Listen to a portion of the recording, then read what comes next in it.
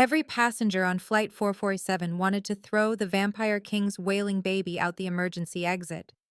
Until a broke single mom named Elena, trying to calm her own toddler, started singing a lullaby her grandmother taught her, and the royal infant's cries stopped instantly. What no one knew, that melody was the Vampire King's murdered wife's last gift to their son, and he will do anything to discover how this stranger carries her voice. The recycled air of Flight 447 tasted like stale coffee in desperation, as Elena Reyes pressed her forehead against the cold window and tried to remember why she thought starting over was a good idea. Her daughter Mia whimpered beside her, small hands clutching the worn fabric of Elena's jacket, and somewhere in first class a baby had been screaming for what felt like an eternity, but was probably closer to 3 hours. The fluorescent lights overhead hummed their monotonous tune, while passengers shifted in their seats with the kind of barely contained rage that came from being trapped at 30,000 feet with no escape from the relentless wailing. Elena's cheap headphones did nothing to block the sound, and she could feel the beginnings of a headache pulsing behind her eyes as she counted the remaining dollars in her wallet for the 100th time. $847. That was all that stood between her and homelessness in a city that ate people like her for breakfast. She'd left London with nothing but 2 suitcases and a 3-year-old who didn't understand why Daddy wasn't coming with them, fled an apartment where broken dishes and broken promises had become the soundtrack of their lives. And now's the time to stop and subscribe to our channel. If you enjoyed this video, don't forget to like it and drop a comment telling us where you're watching from. It's always amazing to see how far these tales travel across the world. Now let's continue. The flight attendants moved through the cabin with tight smiles and tired eyes, their sympathy for the screaming baby having evaporated somewhere over the Atlantic.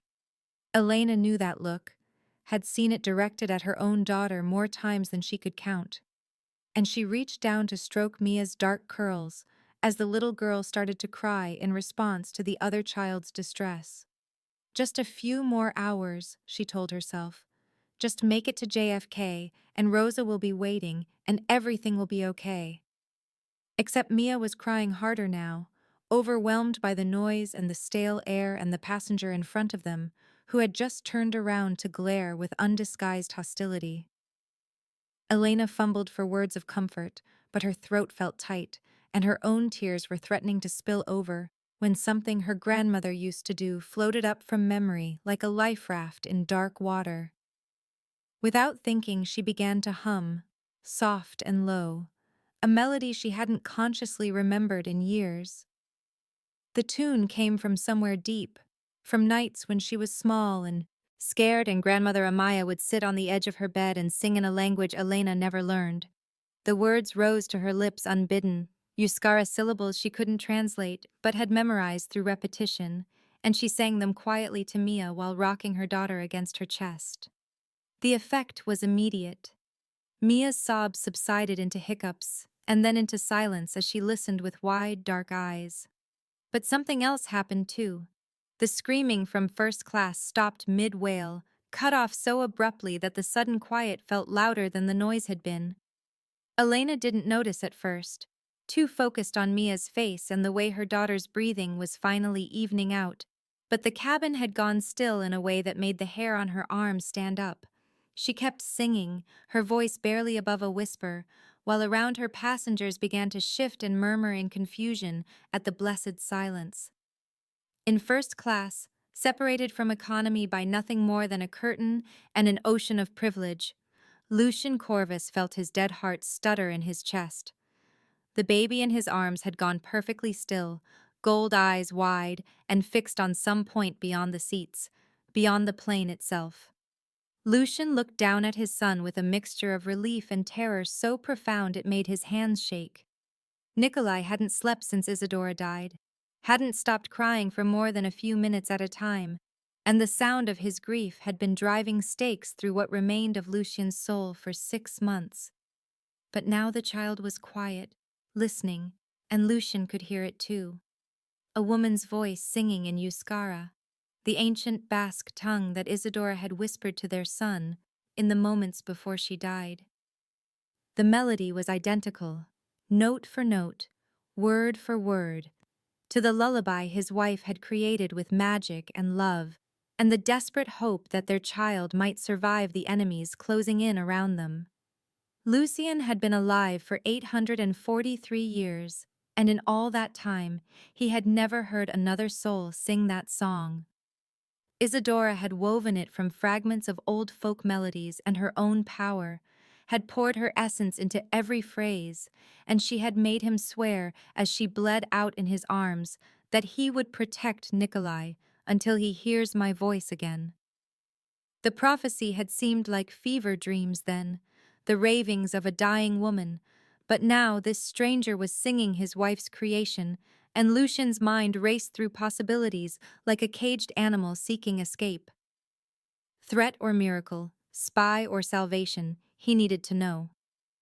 His 4 guards sat rigid around him, stone-faced men who had served him for decades or centuries, and knew better than to speak without permission. Victor, his head guard and closest thing to a friend that immortals allowed themselves, met his eyes with a question. Lucien gave the slightest nod, and watched as Victor rose and slipped through the curtain into economy, with the silent grace of a predator. The singing continued, soft and aching, with a tenderness that made Lucien want to tear the plane apart or weep or both.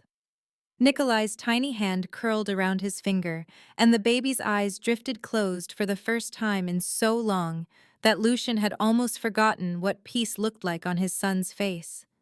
He held perfectly still, afraid to breathe in case it shattered this fragile moment, while Victor returned with information delivered in a voice too low for human ears. Elena Reyes, American passport, traveling alone with a child, coach seat, no magical signature detectable. An ordinary woman, or at least one who appeared to be. Lucien's paranoia warred with something he hadn't felt in months, something that might have been hope if he still believed in such things. If she knew the song, she might know about Isadora's enemies, might be connected to the faction that had orchestrated his wife's murder, or she might be exactly what Isadora's last words had promised. The voice that returns. He couldn't let her disappear into New York's masses, couldn't risk losing the only person who had given his son a moment's comfort. The decision made itself.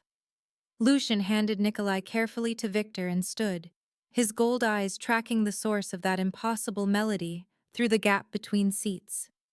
He could see her now, a slender woman with dark hair and exhausted eyes, holding a small child and singing like her life depended on it. She was oblivious to the miracle she'd performed, focused entirely on her daughter, and something about her fierce protectiveness reminded him so painfully of Isadora that he had to close his eyes against the memory. When he opened them again, he gestured for a flight attendant and watched as the woman made her way to economy with his message. Elena's stomach dropped when the flight attendant touched her shoulder with a professional smile that didn't reach her eyes. She thought immediately that she was in trouble, that someone had complained about Mia's crying or her singing had disturbed the other passengers, and she felt her face flush hot with embarrassment and anger. But the attendant's words were unexpected. "The gentleman in first class requests a word."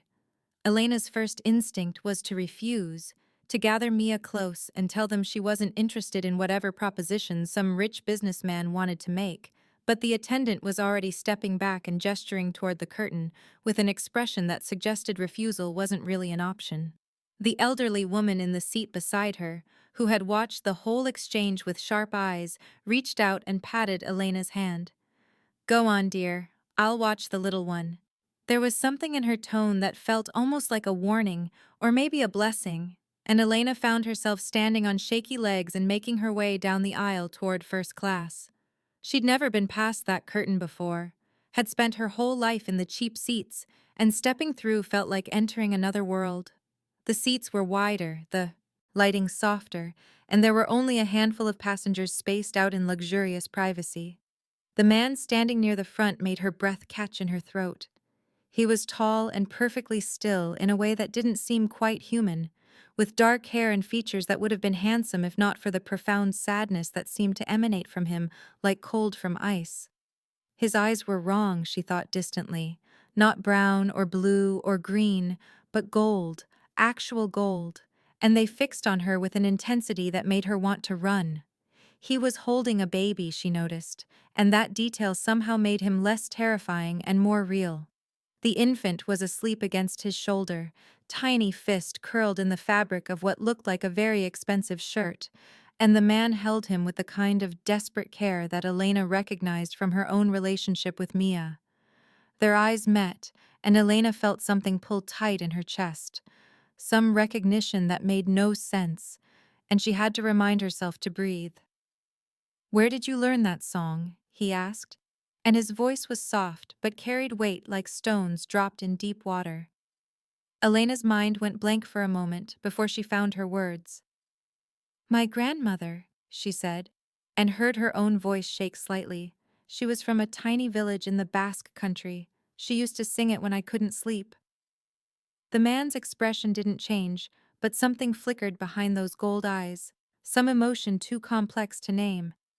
He studied her face like he was looking for something specific, some answer to a question he hadn't asked, and Elena fought the urge to fidget under his gaze. The baby in his arms stirred and made a small sound, and the man's attention shifted immediately to soothe him with a gentleness that seemed at odds with his rigid posture. When he looked back at Elena, his face had settled into something that might have been a decision. "I need your help," he said, and proceeded to make an offer that sounded completely insane. $10,000 to sing to his son each night for a week, accommodation provided in New York. Elena stared at him and tried to process the words while her practical mind screamed that this was obviously a trap, obviously dangerous, obviously something she should refuse. But $10,000 was more money than she'd ever had at once in her life. $10,000 was security for Mia, was time to find work and an apartment, was the difference between surviving and drowning in a city that didn't care if you lived or died. She thought about her ex's hands around her throat, about the fear that had driven her onto this plane, about the $847 that represented everything she had left. Every instinct she possessed told her to say no, to walk away, to protect herself and her daughter from whatever this strange man represented. But something about the grief in his gold eyes felt painfully familiar, felt like looking into a mirror of her own desperation, and she heard herself say yes before her brain caught up with her mouth. He handed her a business card, and their fingers brushed in the exchange. His skin was cold, cold as marble, cold as death, and the touch sent ice racing up Elena's arm like a warning. She pulled back quickly and clutched the card while her heart hammered against her ribs. But the man just nodded once, as if she'd passed some test she hadn't known she was taking. The rest of the flight passed in a blur of anxiety and second-guessing.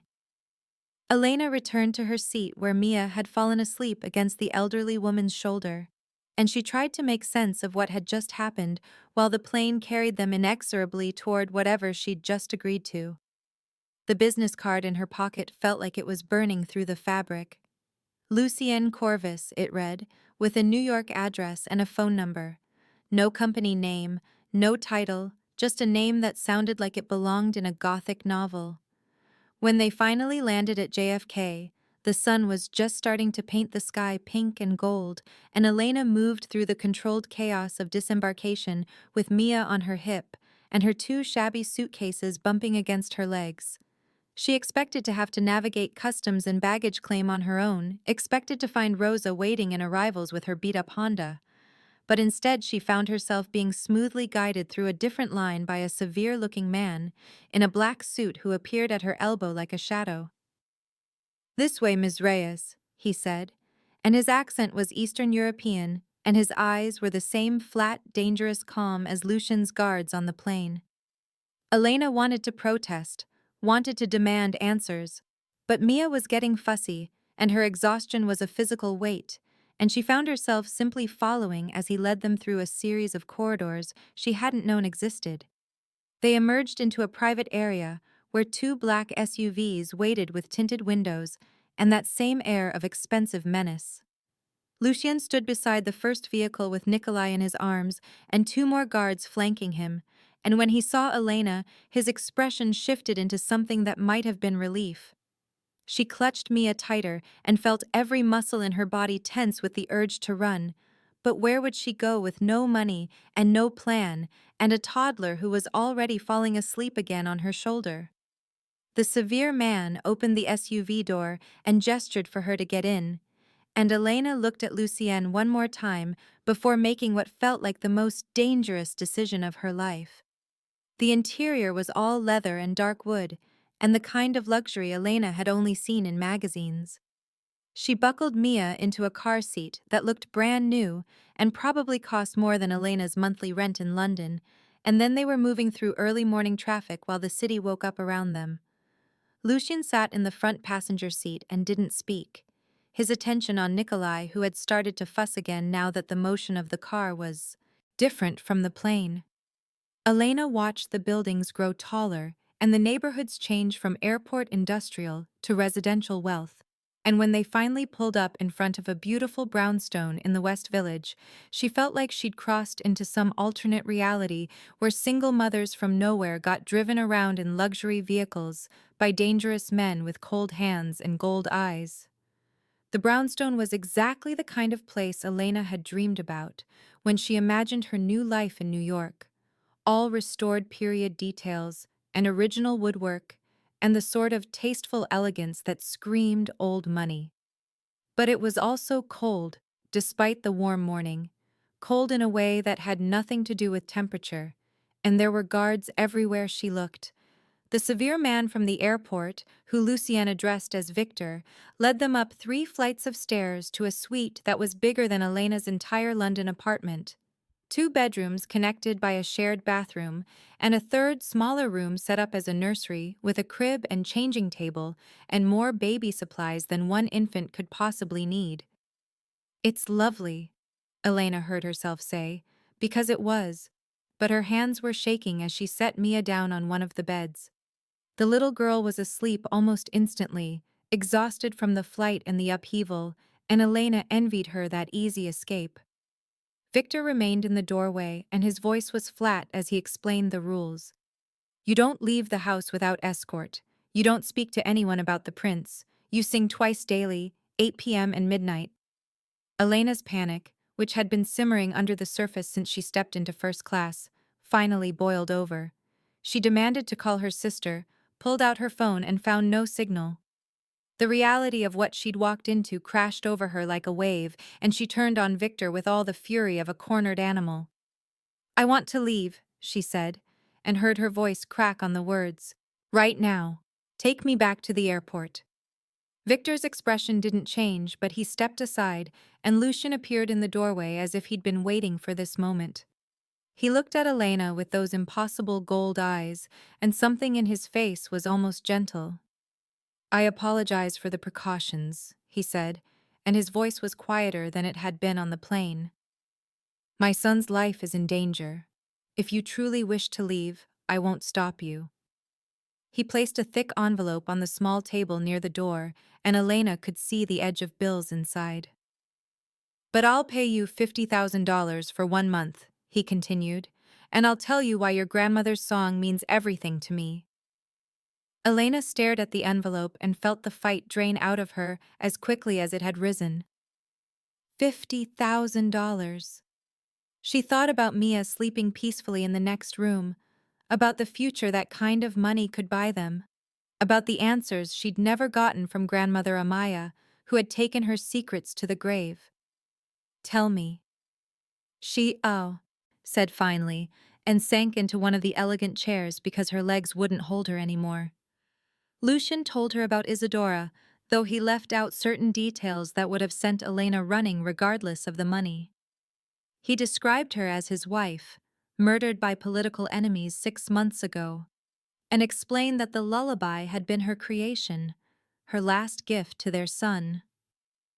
He needed to know how Elena's grandmother had learned it, needed to understand the connection, and as he spoke, Elena could hear the grief in every word, like stones grinding together. She tried to remember anything Grandmother Amaya had said about the song, but the memories were fragmented and incomplete. Amaya had rarely spoken about the old country, had seemed to want to forget whatever she'd left behind, but she'd sung that lullaby every night without fail. It's protection, she'd told young Elena once. Keep it close, and it will keep you safe. The words felt more significant now in this cold, beautiful house with this grieving man and his motherless child. Elena heard herself agree to stay for a month, heard the promise leave her mouth before she could take it back, and saw something that might have been hope flicker across Lucien's face. For Mia's future, she told herself, for answers about her own family. And because something about Nikolai's sad gold eyes, so like his father's, broke her heart in a way that felt dangerous and inevitable. That evening at 8 p.m., she found herself in the nursery with Nikolai in her arms. And when she began to sing, the baby relaxed into her embrace, like he'd been waiting his whole short life to hear that melody again. Lucien watched from the doorway, and Elena could feel the weight of his gaze on her back, could sense the intensity of whatever he was feeling, even if she couldn't name it. The lullaby flowed from her throat like water, each word in Euskara a mystery she couldn't translate but understood in her bones, and Nikolai's little hand reached up to touch her face with a trust that made tears prick at her eyes. When the baby finally fell asleep, she stayed still for a long moment, afraid to break the spell, and only moved when her arms started to cramp from holding him. She laid Nikolai carefully in his crib and turned to find Lucien still watching her with an expression she couldn't read. "You have her voice," he whispered. "Exactly." Elena opened her mouth to ask what he meant, to demand an explanation for the way he was looking at her like she was a ghost made flesh, but he was already gone. She stood alone in the nursery, with just the soft sound of Nikolai's breathing and the city noise filtering through the windows, and that's when she noticed it. The large mirror on the wall reflected the crib and the rocking chair and Elena's own tired face, but when she looked at where Lucien had been standing, there was nothing. No reflection, just empty space where a man had been moments before. Elena's rational mind tried to supply explanations, tried to convince her she'd imagined it or misremembered where he'd been standing, but her grandmother's voice echoed in her memory with words she'd almost forgotten. "There are old things in this world, Mija. Old families with old secrets. The lullaby will protect you from them." Elena backed slowly out of the nursery and returned to her own room where Mia still slept peacefully, and she locked the door behind her, even though she knew it wouldn't make any difference. She'd made a deal with something she didn't understand, had walked into a story that started long before she was born, and as she lay awake listening to the unfamiliar sounds of the brownstones settling around her, she wondered what her grandmother would have said if she could see her now. Probably something about foolish girls who don't listen to their elders, Elena thought, and pulled Mia close as the city lights painted patterns on the ceiling and sleep refused to come. Elena woke to sunlight streaming through unfamiliar curtains and the smell of food that made her stomach clench with sudden hunger. For a disoriented moment she couldn't remember where she was, and then the previous day came rushing back like cold water and she sat up too quickly, her head spinning.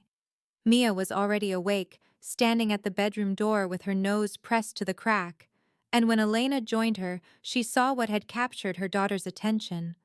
A breakfast spread laid out on the sitting room table that looked like something from a hotel brochure. Fresh fruit cut into perfect segments, pastries that were still warm, eggs prepared 3 different ways, juice in a crystal pitcher. Too much food, too expensive, and Elena's first thought was to wonder what it cost and who had been in their rooms while they slept. Mia squealed with delight and ran to grab a croissant, her small hands leaving buttery prints on the white tablecloth, and Elena found herself standing frozen between gratitude and unease. She let Mia eat while her own mind turned over the strangeness of this gilded cage they'd walked into, and when her daughter was satisfied and playing with a set of blocks that had appeared from somewhere, Elena ventured out to explore the brownstone with careful steps. The hallway was quiet, morning light making patterns on the hardwood floors, and she passed closed doors that probably led to bedrooms or storage, or things she had no business investigating. But one door at the end of the hall stood slightly ajar, just enough to suggest invitation or carelessness, and Elena's curiosity pulled her forward despite every instinct that screamed to mind her own business. The room beyond was clearly a study, all dark wood and leather and floor-to-ceiling bookshelves filled with volumes that looked older than any book she'd ever touched. A massive desk dominated the center, its surface neat except for a silver-framed photograph that caught the morning light. Elena moved closer without meaning to, drawn by something she couldn't name, and when she saw the image, her breath stopped in her throat. A dark-haired woman holding baby Nikolai, her face turned slightly toward the camera with an expression of such fierce love that it hurt to witness. But it was her features that made Elena's pulse stutter and restart too fast. The sharp cheekbones, the deep-set eyes, the way her mouth curved even in stillness. She looked like grandmother Amaya, looked so much like her that Elena fumbled for her phone with shaking hands and pulled up the only photo she had from when Amaya was young. A faded image from the 1950s, her grandmother at maybe 30 years old, standing in front of a building Elena didn't recognize. She held the phone up next to the framed photograph and felt the room tilt sideways. The resemblance was impossible to deny, was too specific to be coincidence, and Elena was still staring when a voice behind her made her jump hard enough to drop her phone. "That's Isadora," Lucien said, and his tone carried no anger at finding her in his private space, just a weariness that sounded like it went bone deep. Elena spun to face him, her heart hammering, and held up her phone without thinking. "This is my grandmother," she said. "Amaya. When she was young." Lucien crossed the room in 3 strides that were too smooth to be entirely human and took the phone from her hand with careful fingers. She watched his face as he studied the image, watched gold eyes widen fractionally, and his jaw tighten, and when he looked back at the framed photograph of Isadora, his expression was something between wonder and pain. "They could be sisters," he said quietly, and the words hung in the air like a verdict. Elena's mind raced through implications she didn't fully understand while Lucien set her phone down on the desk and stared at both images like they might rearrange themselves into something that made sense. "Isadora had a sister," he continued, his voice distant, as if he was pulling up old memories. "She disappeared 80 years ago. Fled an arranged marriage to a vampire lord she despised. Isadora never spoke of her, said the grief was too fresh even after decades. Could Amaya have been that sister?" The question wasn't really directed at Elena, but she found herself trying to answer anyway, sifting through fragments of childhood memories for any clue her grandmother might have left. "Amaya never talked about her family," Elena said slowly. "She came to America in the 1940s, I think. Told my mother she was running from the war, but she never wanted to go back. Even when my mom offered to take her to visit, she refused. Said the past should stay buried." Lucien turned to look at Elena with an intensity that made her want to step back, and she saw him making calculations behind those impossible eyes, rearranging everything he thought he knew. "Victor!" he called, not loudly, but with the certainty of someone who knew he would be heard. The door opened within seconds and the severe guard appeared, his expression professionally blank. "I need a complete background check on Elena's maternal line," Lucien said without preamble. "Go back as far as records exist. Birth certificates, immigration papers, anything that connects to the Basque region. And I need it today." Victor nodded once and disappeared, and Elena felt a flutter of something that might have been fear or anticipation or both. Lucien looked at her again, and his expression had shifted into something she couldn't quite read. "I have to attend a council meeting this afternoon," he said. "It cannot be postponed. I need you to watch Nikolai. Elena wanted to protest, wanted to demand more answers about what any of this meant. But the request was also a test of trust, and they both knew it. She found herself nodding before her rational mind could object. I'll watch him, she said. But I want to take Mia to a park. Some normalcy for her. Fresh air. Lucien's jaw tightened, but after a moment he inclined his head. Victor and Sienna will accompany you. You don't leave their sight. Elena agreed because she had no leverage to do otherwise, and because the idea of being cooped up in this beautiful prison for another day made her want to scream. Washington Square Park, at 2 in the afternoon, was alive with the chaos of a warm spring day, street musicians competing with the fountain and children shrieking as they chased pigeons across the concrete. Elena sat on a bench with Nikolai in her lap, while Mia ran in circles with the kind of manic energy that only 3-year-olds possessed, and for a few minutes she could almost pretend this was normal.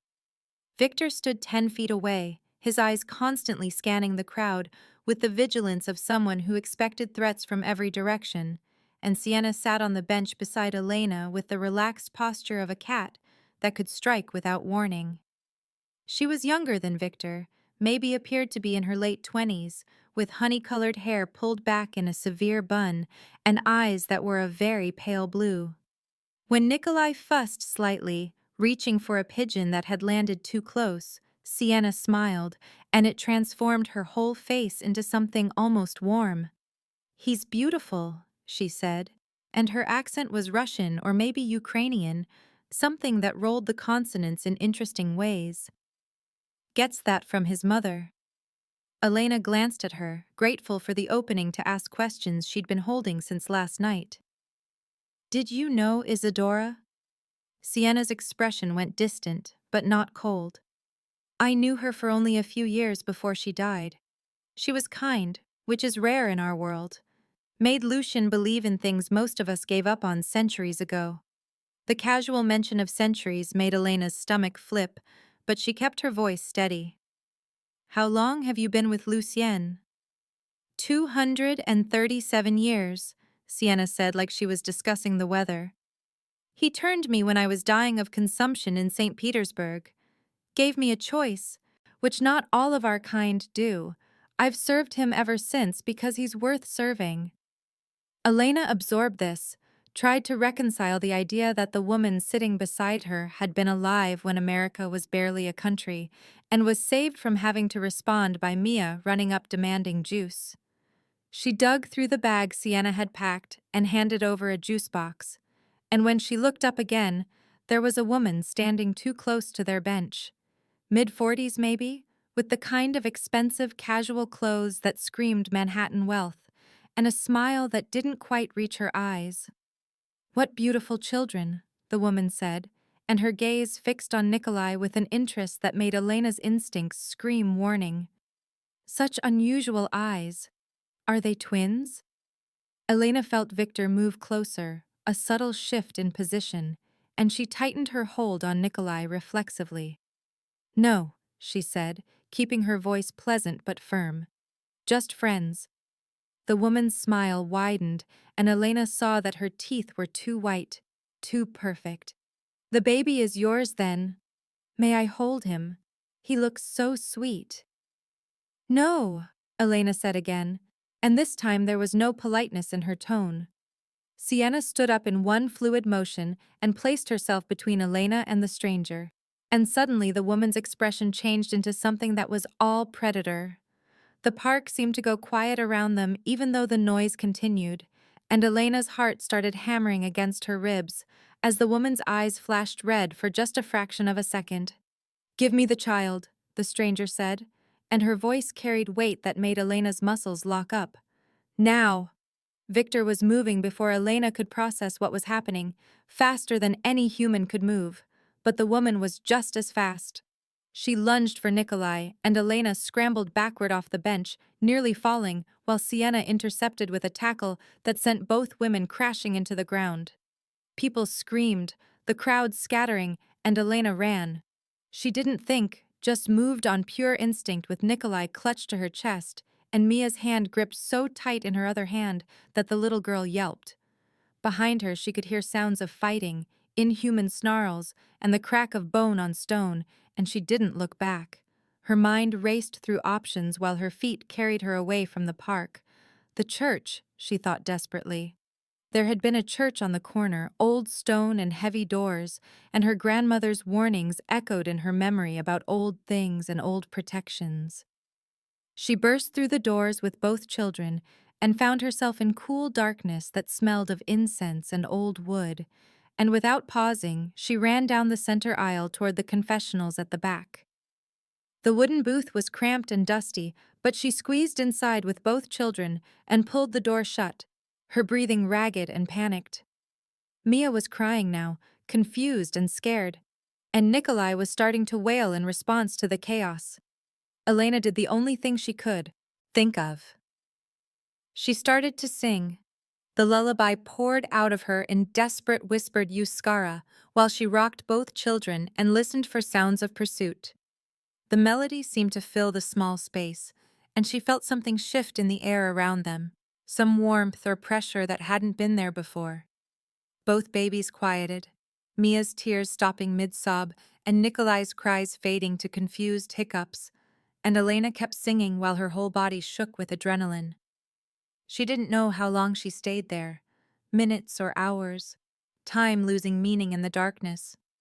But eventually she heard footsteps in the church, measured and unhurried, and her voice faltered. The confessional door opened, and Lucien stood there, his gold eyes wild with something that might have been fear or fury or both. "Elena," he said, and his voice cracked on her name in a way that made him sound almost human. "You're safe. You're all safe." She looked past him and saw Victor and Sienna standing in the aisle, both disheveled but apparently unharmed, and between them a woman in silver restraints who snarled silently.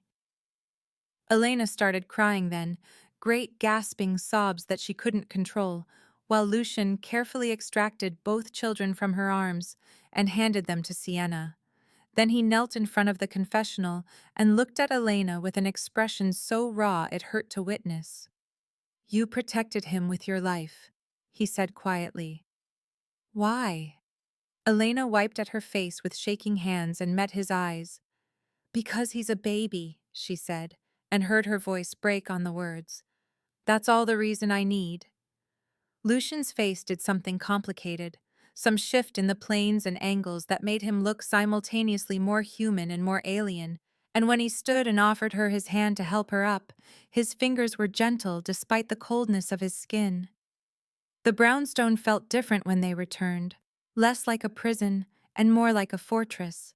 And Elena was grateful for the thick walls and the guards who moved through the hallways with lethal grace. Sienna took Mia upstairs for a bath and snacks, while Victor disappeared into the basement with the captured assassin. And Elena found herself alone with Lucien in the elegant sitting room, while Nikolai slept in a portable crib nearby. She should have been exhausted, but adrenaline still hummed through her veins, making sleep impossible.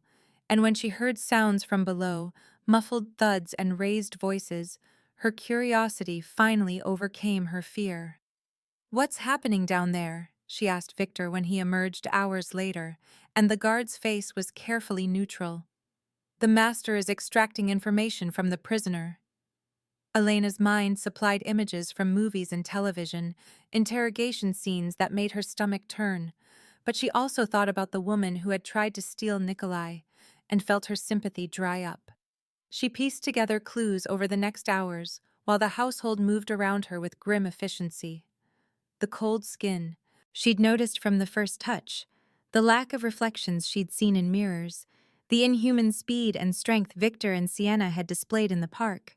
She wasn't stupid, had read enough books and seen enough films to connect the pieces even if the conclusion seemed impossible.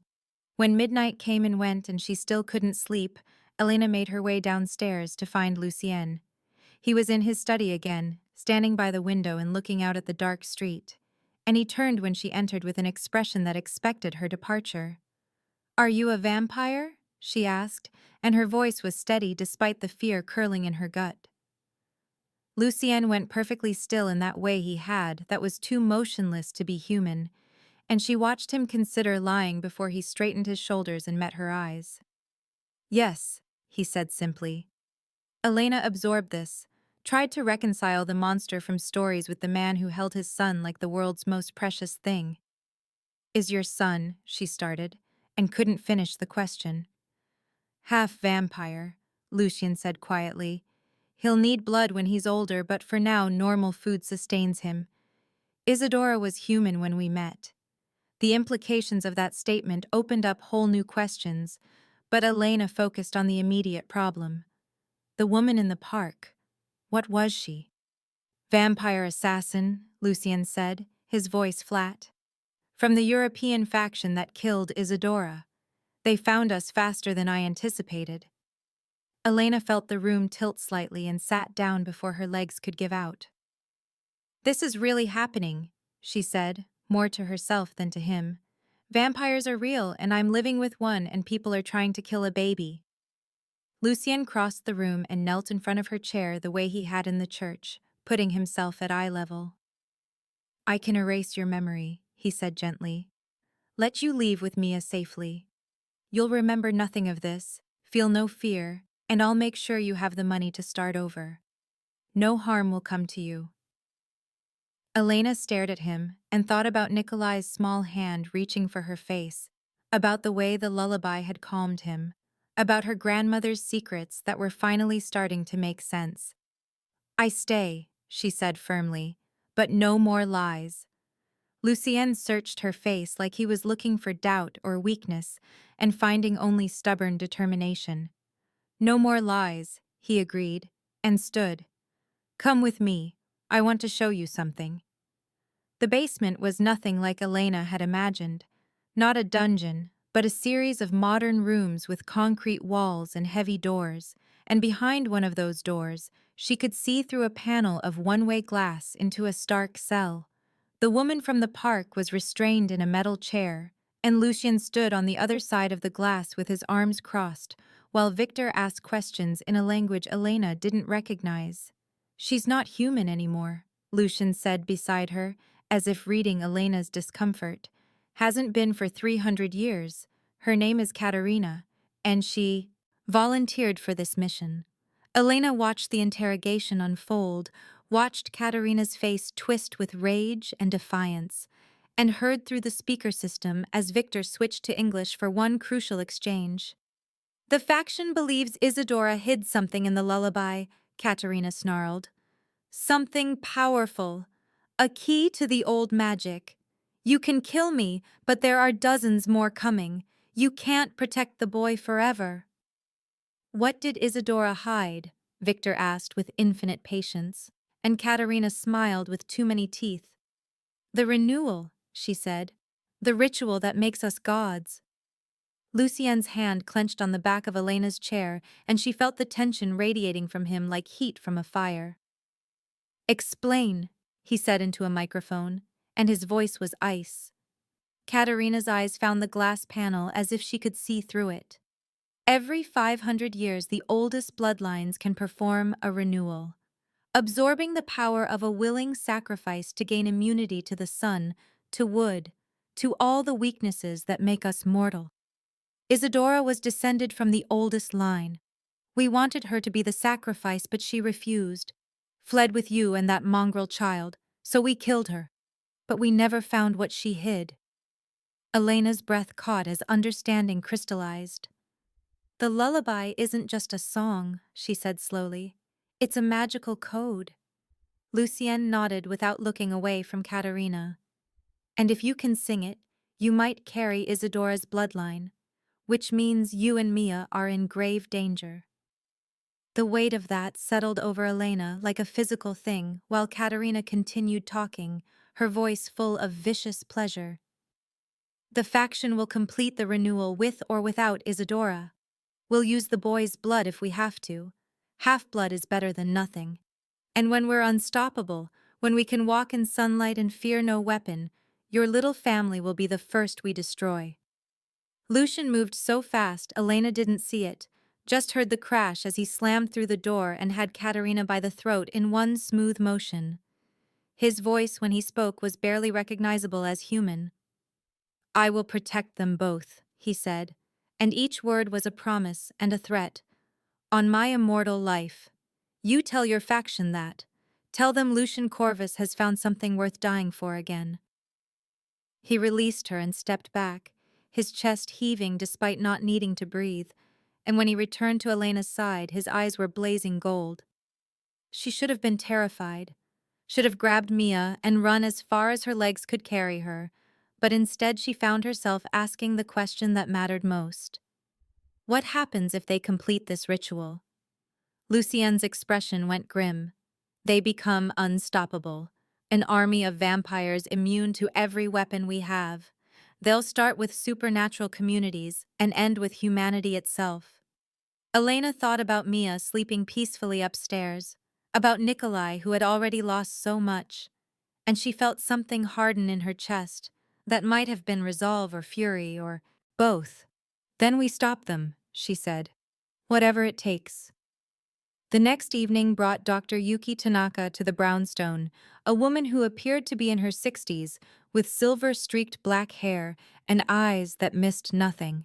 She set up equipment in the music room, microphones and computers and devices Elena couldn't begin to identify, and listened with scholarly intensity as Elena sang the lullaby 3 times through. The recordings played back in loops while Dr. Tanaka made notes in a language that looked like Japanese, mixed with symbols Elena had never seen, and after 2 hours of analysis, she sat back with an expression of amazed satisfaction. "Extraordinary," she said, her accent crisp, British, overlaying something more Eastern. The lullaby contains 3 distinct layers. The first is simple comfort, what you sing naturally. But beneath that is protection magic, activated when sung with specific intent. And beneath that, she paused for emphasis, is a location, coordinates woven into the melody's mathematical structure. Elena exchanged glances with Lucien, while her mind tried to process the implications. "How do I access the other layers?" she asked. Dr. Tanaka looked at her over wire-rimmed glasses. "The second layer you can unlock because you carry Isadora's bloodline. The protection activated instinctively when you felt threatened in the church. But the third layer requires harmony, a duet between vampire and human blood magic." She turned to Lucien. "You'll need to sing it together." Lucien's face went very still. "That requires a blood exchange, not turning her but binding us temporarily. The risk," Dr. Tanaka said calmly, "is minimal if done correctly. And the alternative is letting the faction find whatever Isadora hid first." Elena felt fear curl in her stomach, but pushed it down with sheer will. "If it helps protect the children, I'll do it," she said, and saw surprise flicker across Lucien's face. He studied her for a long moment before nodding slowly. "Midnight," he said. "We'll perform the ritual in the warded music room." The hours until midnight crawled past with agonizing slowness. Elena put Mia to bed and sang to both children until they slept, and then found herself pacing the sitting room while Lucien made preparations she couldn't see. When he finally came to get her, his expression was grave but determined. "Are you certain?" he asked one last time. "You can still refuse." Elena thought about running, about taking Mia and disappearing into the vast anonymity of America. But she knew they'd never be truly safe until this threat was ended. "I'm certain," she said, and followed him to the music room. The space had been transformed. Candles burned in a careful circle, their flames perfectly still despite the lack of windows, and symbols Elena didn't recognize had been drawn on the floor in what looked like salt. Dr. Tanaka waited near the door with Victor, both watching with professional detachment, and Lucien gestured for Elena to sit in a chair at the circle's center. He took the chair facing hers, close enough that their knees almost touched, and held out both hands palm up. "This will hurt," he warned, "and you'll see things. Isadora's memories. Don't fight it, or the connection will break." Elena placed her hands in his and felt the coldness of his skin, the inhuman strength just barely restrained, and nodded because words felt inadequate. Lucien produced a small silver knife and made a precise cut across his left palm, blood welling dark and too thick to be human.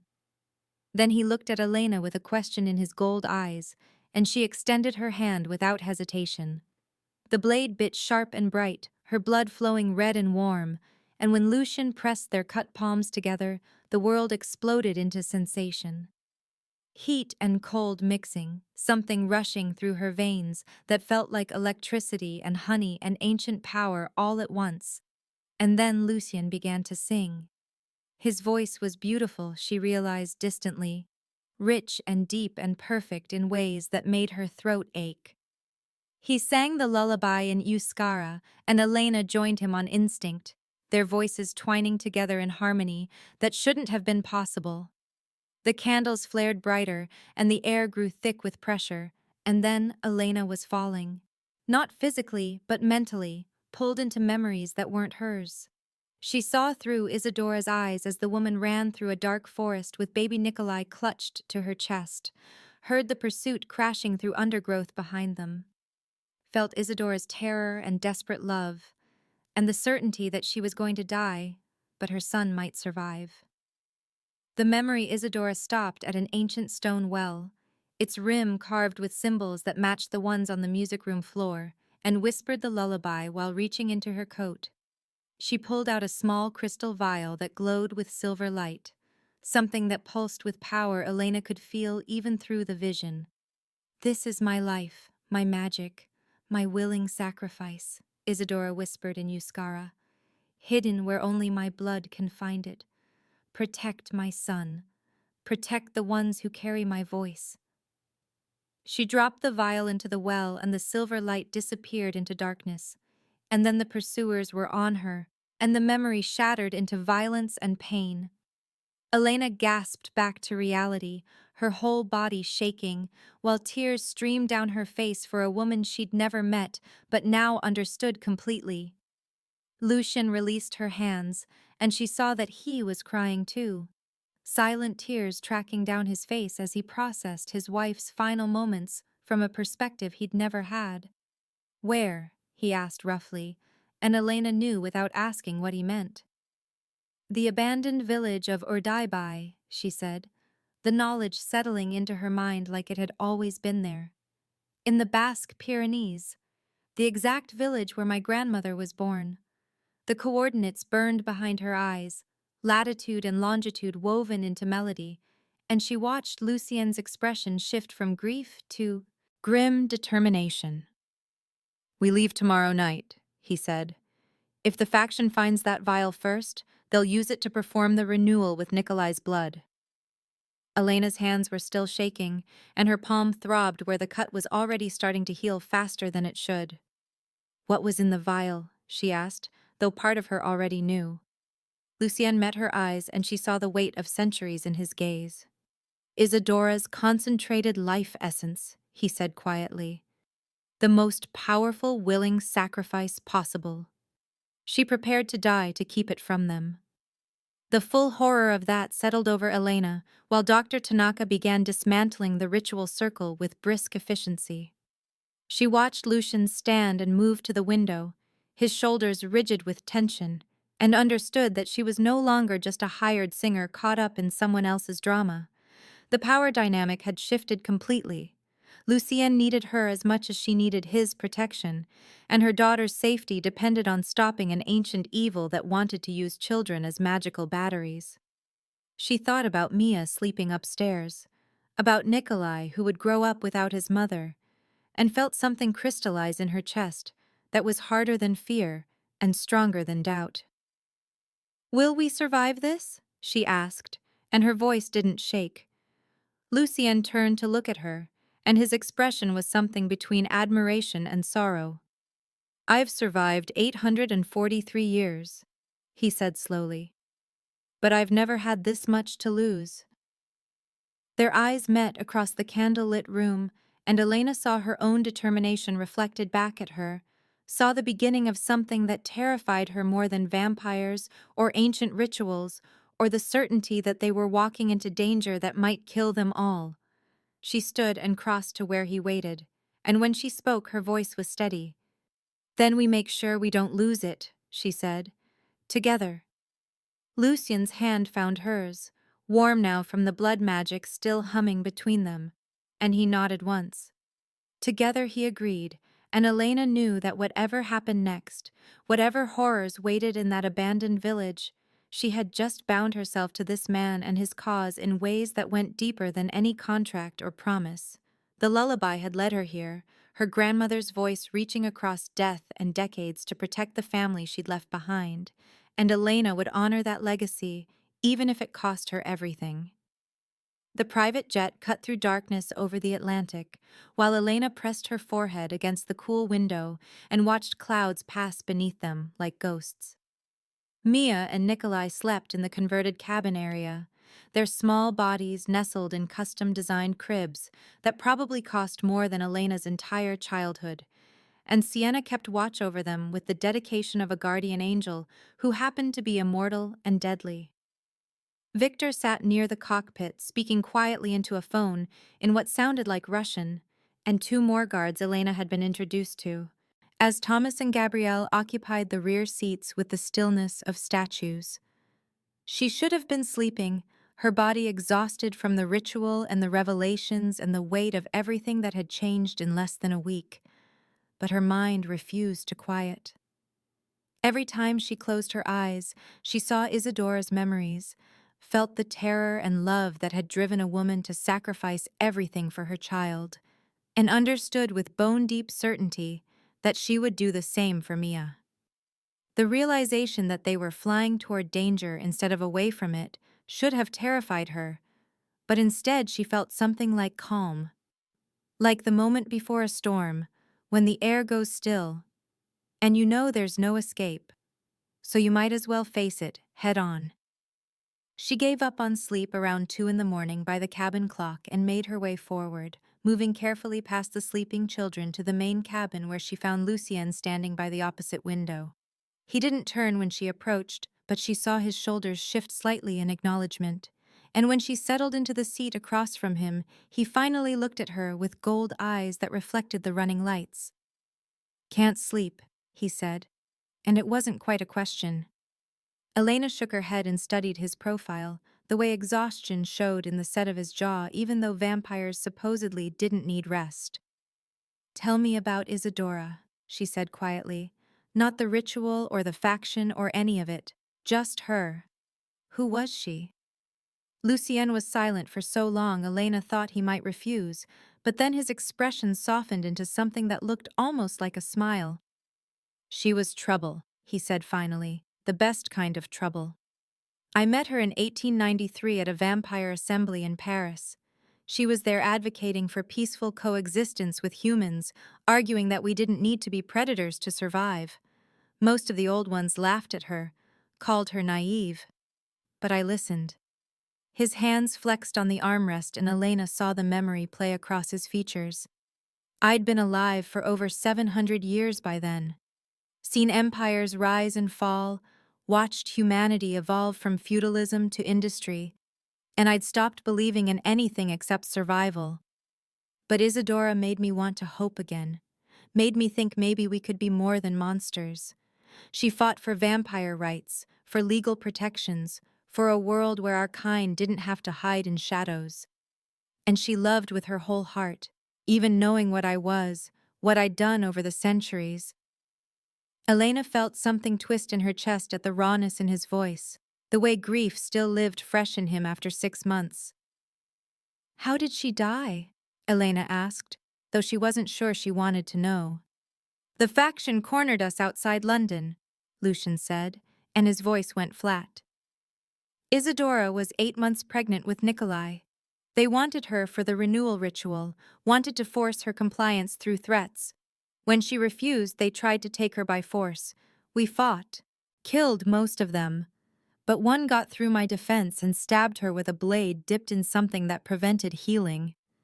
She lived long enough to give birth, long enough to sing the lullaby to our son and make me swear to protect him. Then she was gone.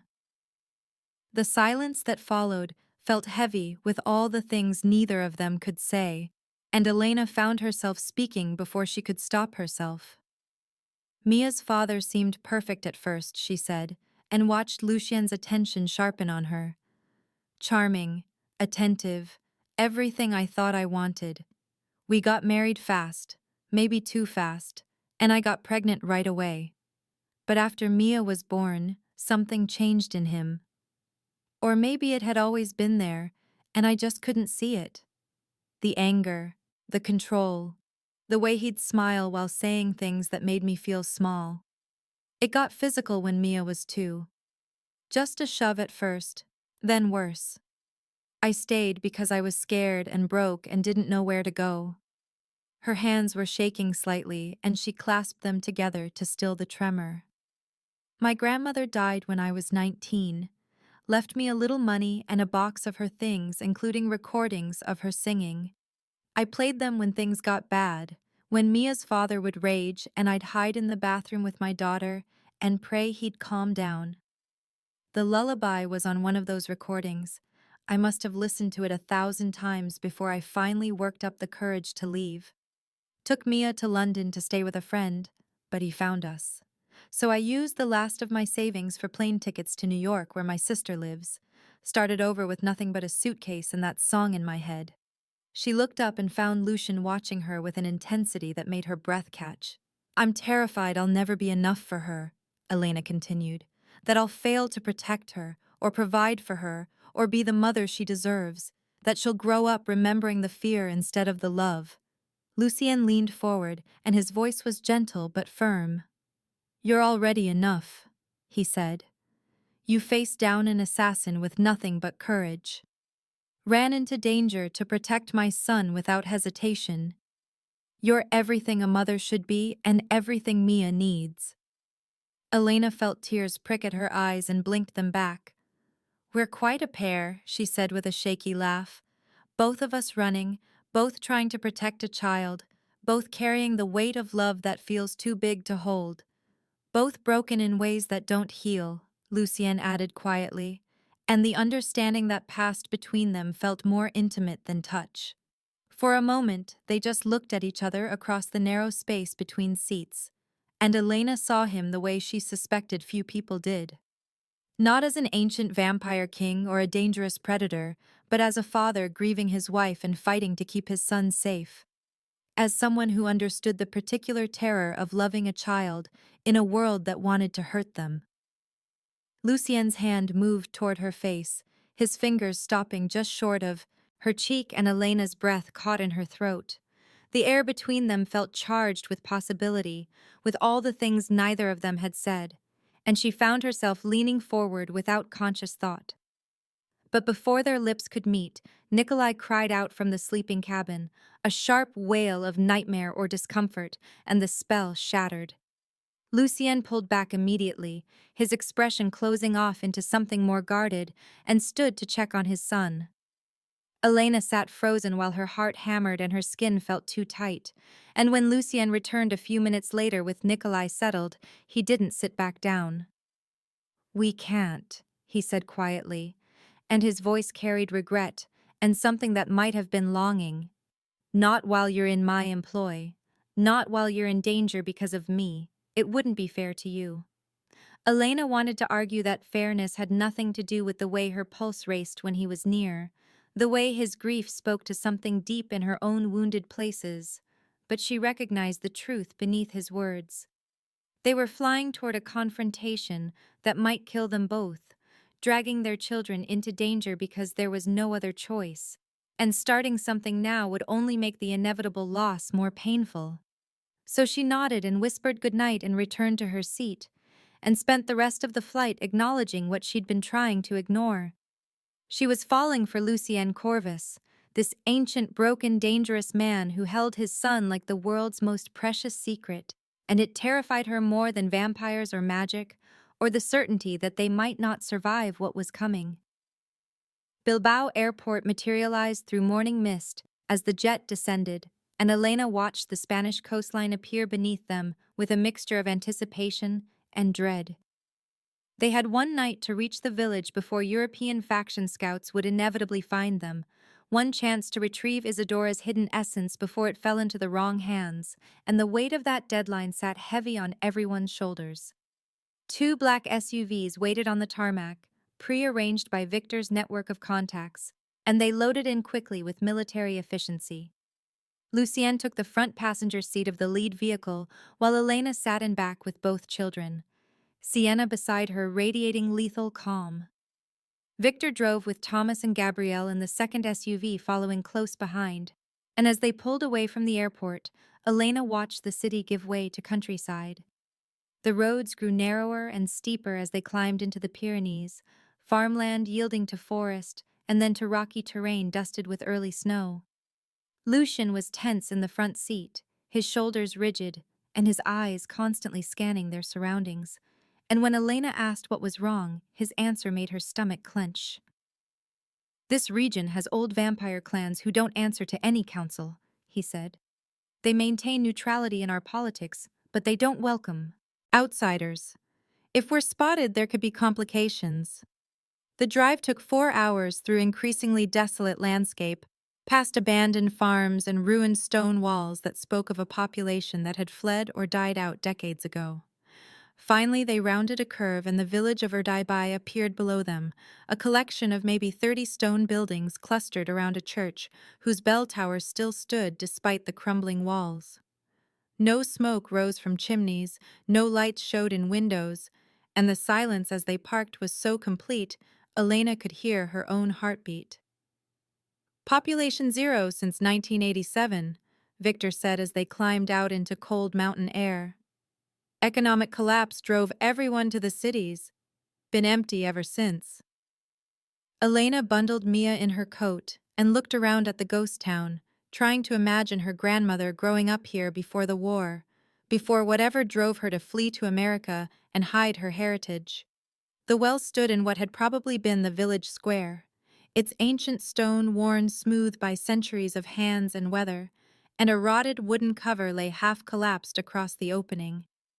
Victor and the other guards spread out to secure the perimeter, moving with silent grace through the ruins, while Lucien approached the well with Elena beside him. "This is it," she said unnecessarily, and felt the weight of history pressing down on them. "Sing," Lucien said quietly. "Activate the protection layer so we know we have the right place." Elena took a breath and began the lullaby, letting the Euskara words flow from some place deeper than memory. And as her voice rose, the stones of the well began to glow faintly with silver light. The carvings she hadn't noticed before became visible, Basque protection symbols that matched the ones from Isadora's ritual, and she knew with absolute certainty they were in the right place.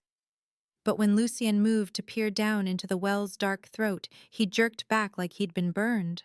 "Threshold ward," he said through gritted teeth. "Isadora placed one that repels vampire magic. I can't go down there. It has to be you." Elena looked into the darkness of the well and felt her heart sink.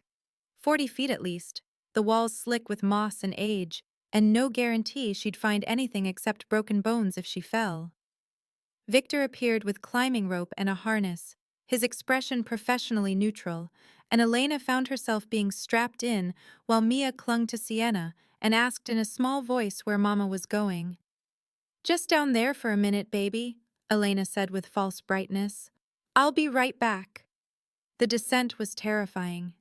Victor lowered her inch by inch while she braced her feet against the stone walls, her flashlight cutting through darkness to reveal carvings everywhere. Protection symbols, she realized, layers and layers of them forming a pattern that made her eyes hurt if she looked too long.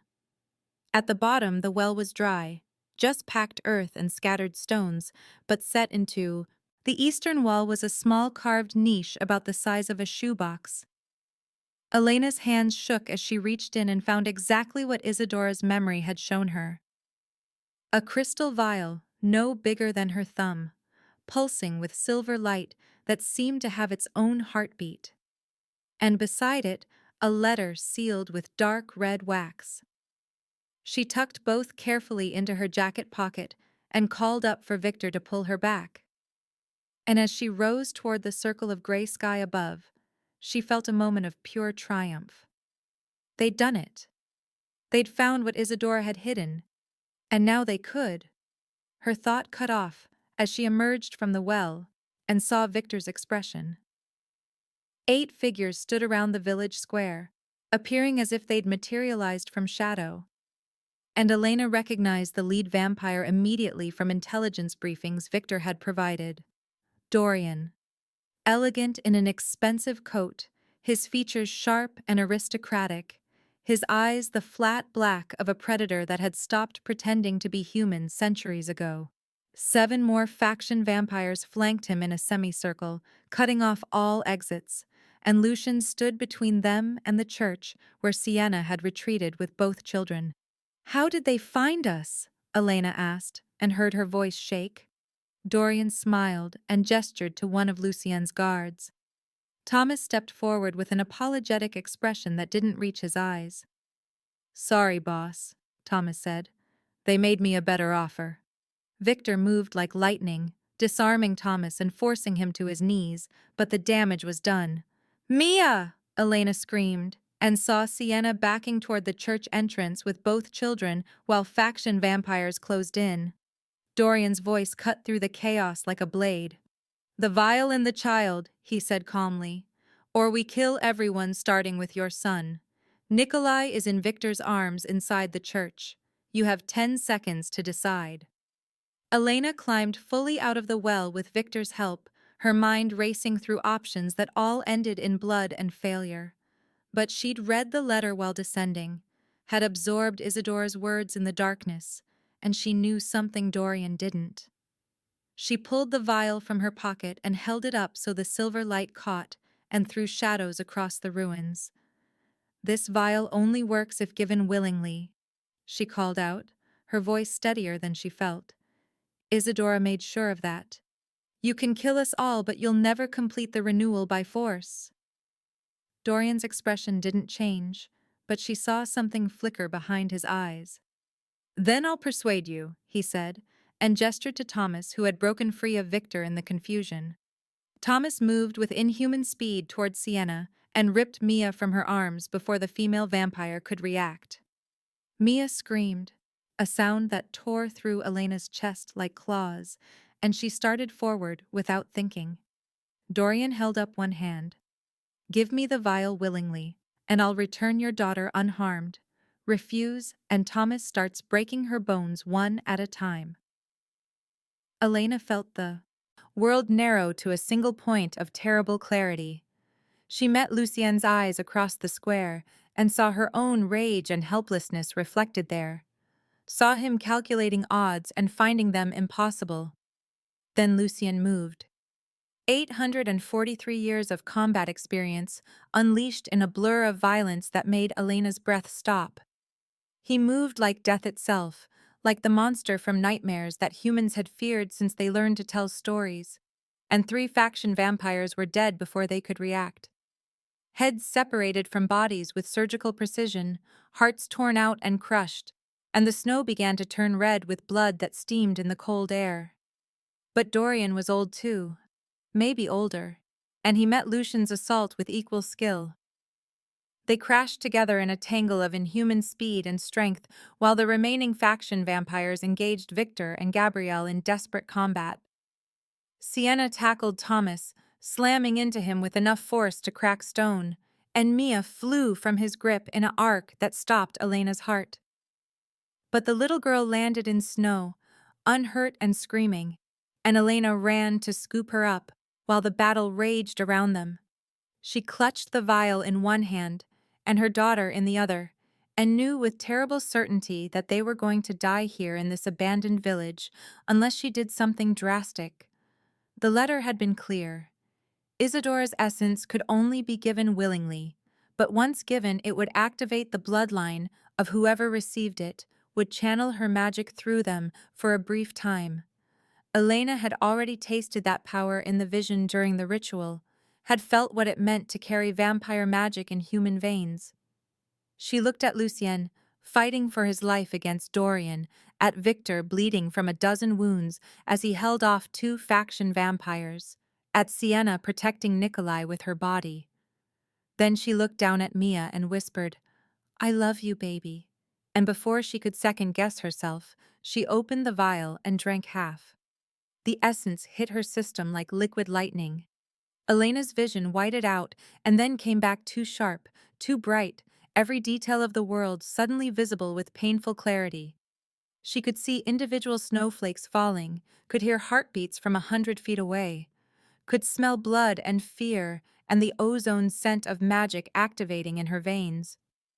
Power coursed through her, Isadora's magic recognizing dormant bloodline and flooding it with strength, and when Elena opened her mouth the lullaby that emerged was not singing, but commanding.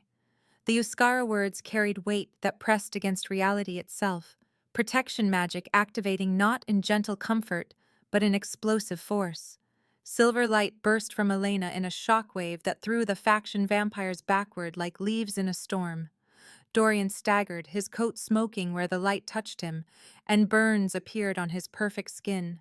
The other faction vampires screamed as the protection magic seared them, and Elena stood at the center of it all, with eyes that blazed silver instead of brown, and hair that lifted in an unfelt wind. Lucien froze mid-combat and stared at her with an expression Elena couldn't read. She knew what he was seeing.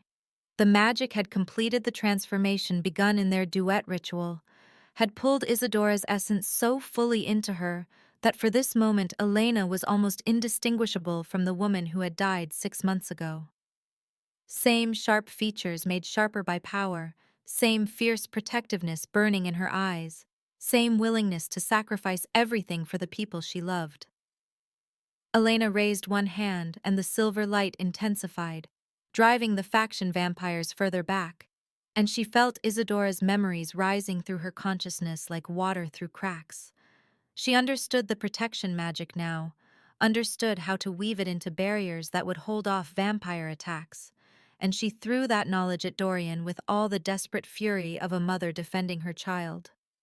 But the power was finite, already starting to fade as her human body struggled to contain magic it wasn't built to hold. Dorian seemed to realize this at the same moment.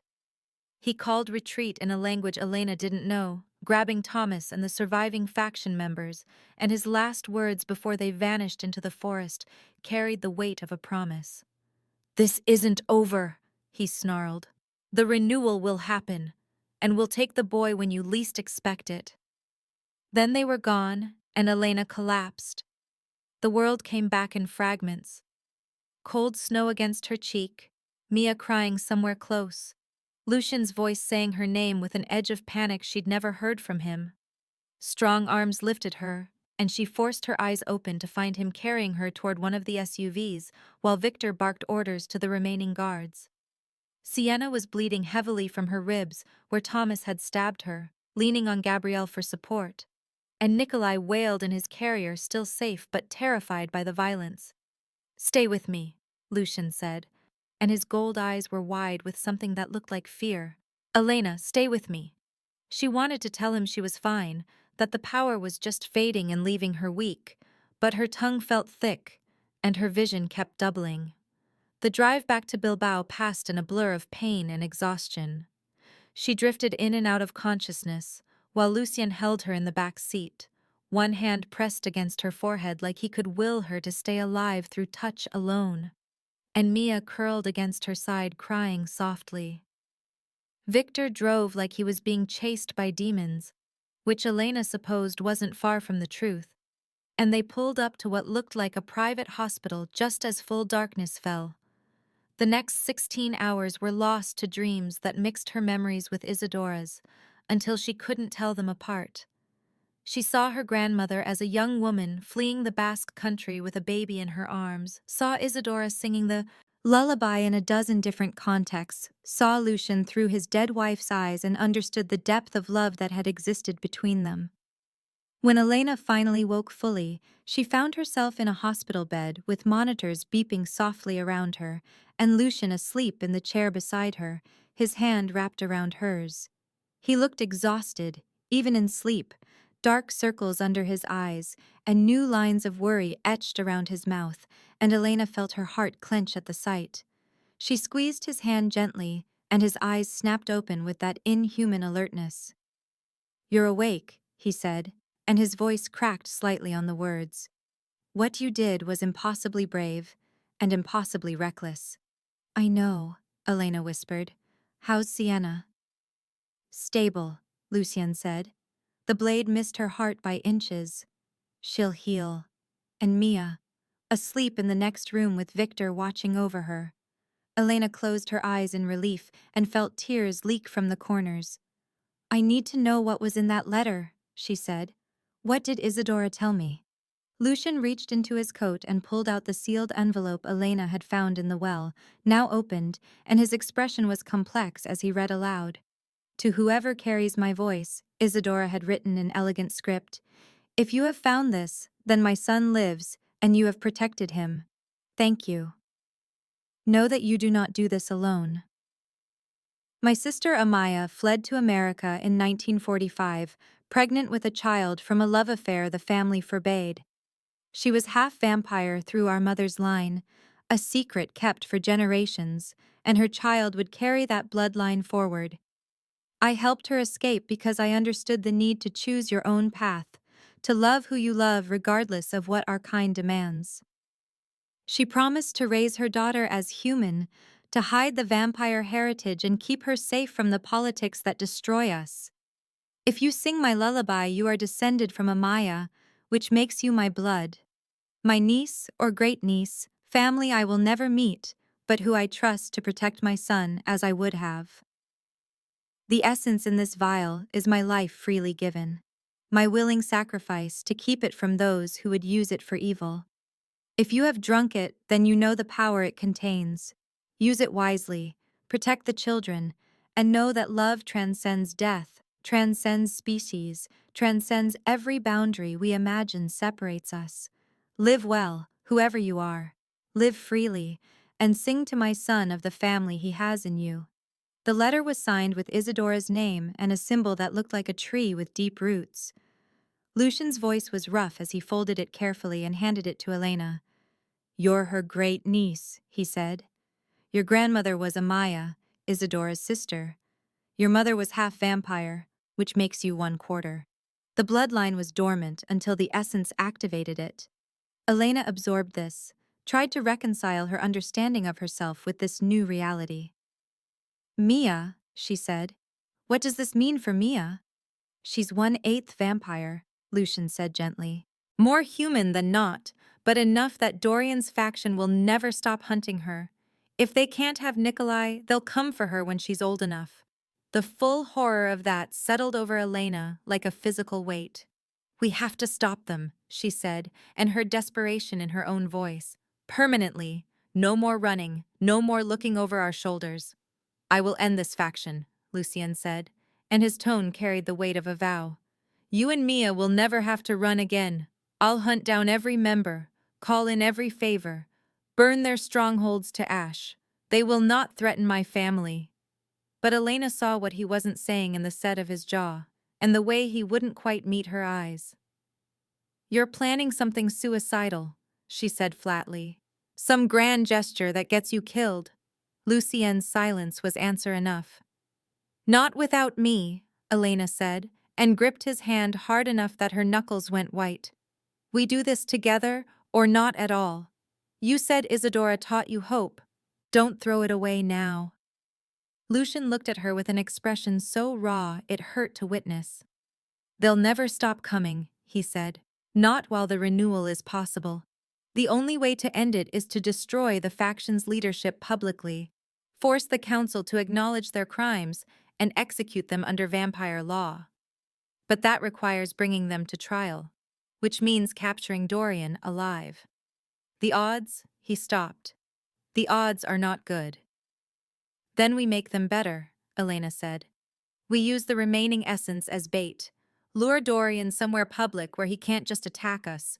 Force him to face justice under your laws." Lucien was quiet for a long moment, his analytical mind clearly running through scenarios.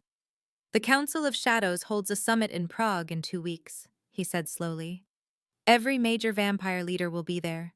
If we could present evidence of the faction's illegal renewal plot, if we could force a public trial. It's risky, Elena interrupted. Political. Our only shot at ending this forever. I know. She met his eyes and saw her own determination reflected there. Then we do it, she said, together. Lucien's hand came up to cup her face, his thumb brushing her cheekbone with impossible gentleness. When this is over, he said quietly, if we survive, I want to court you properly, with flowers and terrible poetry and no assassins. Elena felt laughter bubble up through her exhaustion and grief, slightly hysterical but genuine. I'll hold you to that, she said. The kiss he pressed to her forehead was feather light, but it carried the weight of promises neither of them could afford to make, of futures that might never come, of hope that felt dangerous and necessary in equal measure. Elena closed her eyes and let herself imagine it. A life after Prague, after the trial, after the threat was finally ended. A life where Mia could grow up safe and Nikolai could learn about his mother without fear, where Elena could explore what it meant to carry vampire blood and Lucien could build something new from the ashes of his grief. It felt impossible and inevitable at the same time, and as she drifted back toward healing sleep, with Lucien's hand still holding hers, she thought about her grandmother singing the lullaby in a new country, hiding her heritage to protect her daughter. Amaya had run from the old world's violence and made a life in spite of everything. Elena would do the same. But first they had to survive Prague, had to face down ancient evil in the political arena where words could be as deadly as blades, and somehow convince immortal beings that justice mattered more than power. The odds were terrible. The danger was real. But as Elena's eyes closed and sleep finally claimed her, she felt something settle in her chest that might have been peace or resolution, or simply the understanding that some fights were worth having regardless of the cost. They would go to Prague, they would face Dorian and his faction, and whatever happened next, they would face it together. 2 weeks of preparation felt simultaneously too long and nowhere near enough time. Elena spent hours in the Brownstones' library with Lucien drilling her on vampire protocol, the intricate hierarchy of the Council of Shadows, the formal language required when addressing the Trinity. She learned that the 3 ancient vampires who governed supernatural law were known only by their titles. Elder Dawn, who had walked the earth for over 2,000 years. Elder Dusk, who claimed to remember the fall of Rome, and Elder Twilight, whose age was a matter of debate but certainly exceeded a millennium.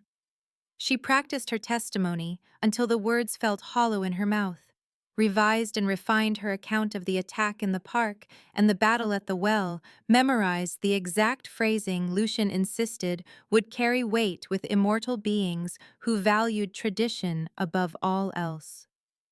Mia sensed the tension in the household and became clingy, refusing to let Elena out of her sight for more than a few minutes, and Elena found herself singing the lullaby a dozen times a day just to keep her daughter calm.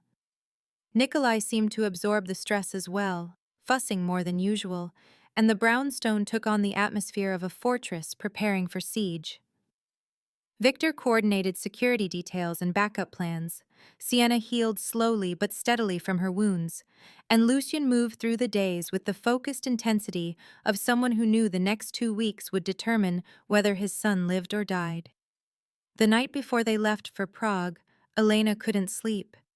She stood in the nursery watching both children breathe in their shared crib, Mia's small hand resting on Nikolai's chest in unconscious protectiveness, and felt terror claw at her throat.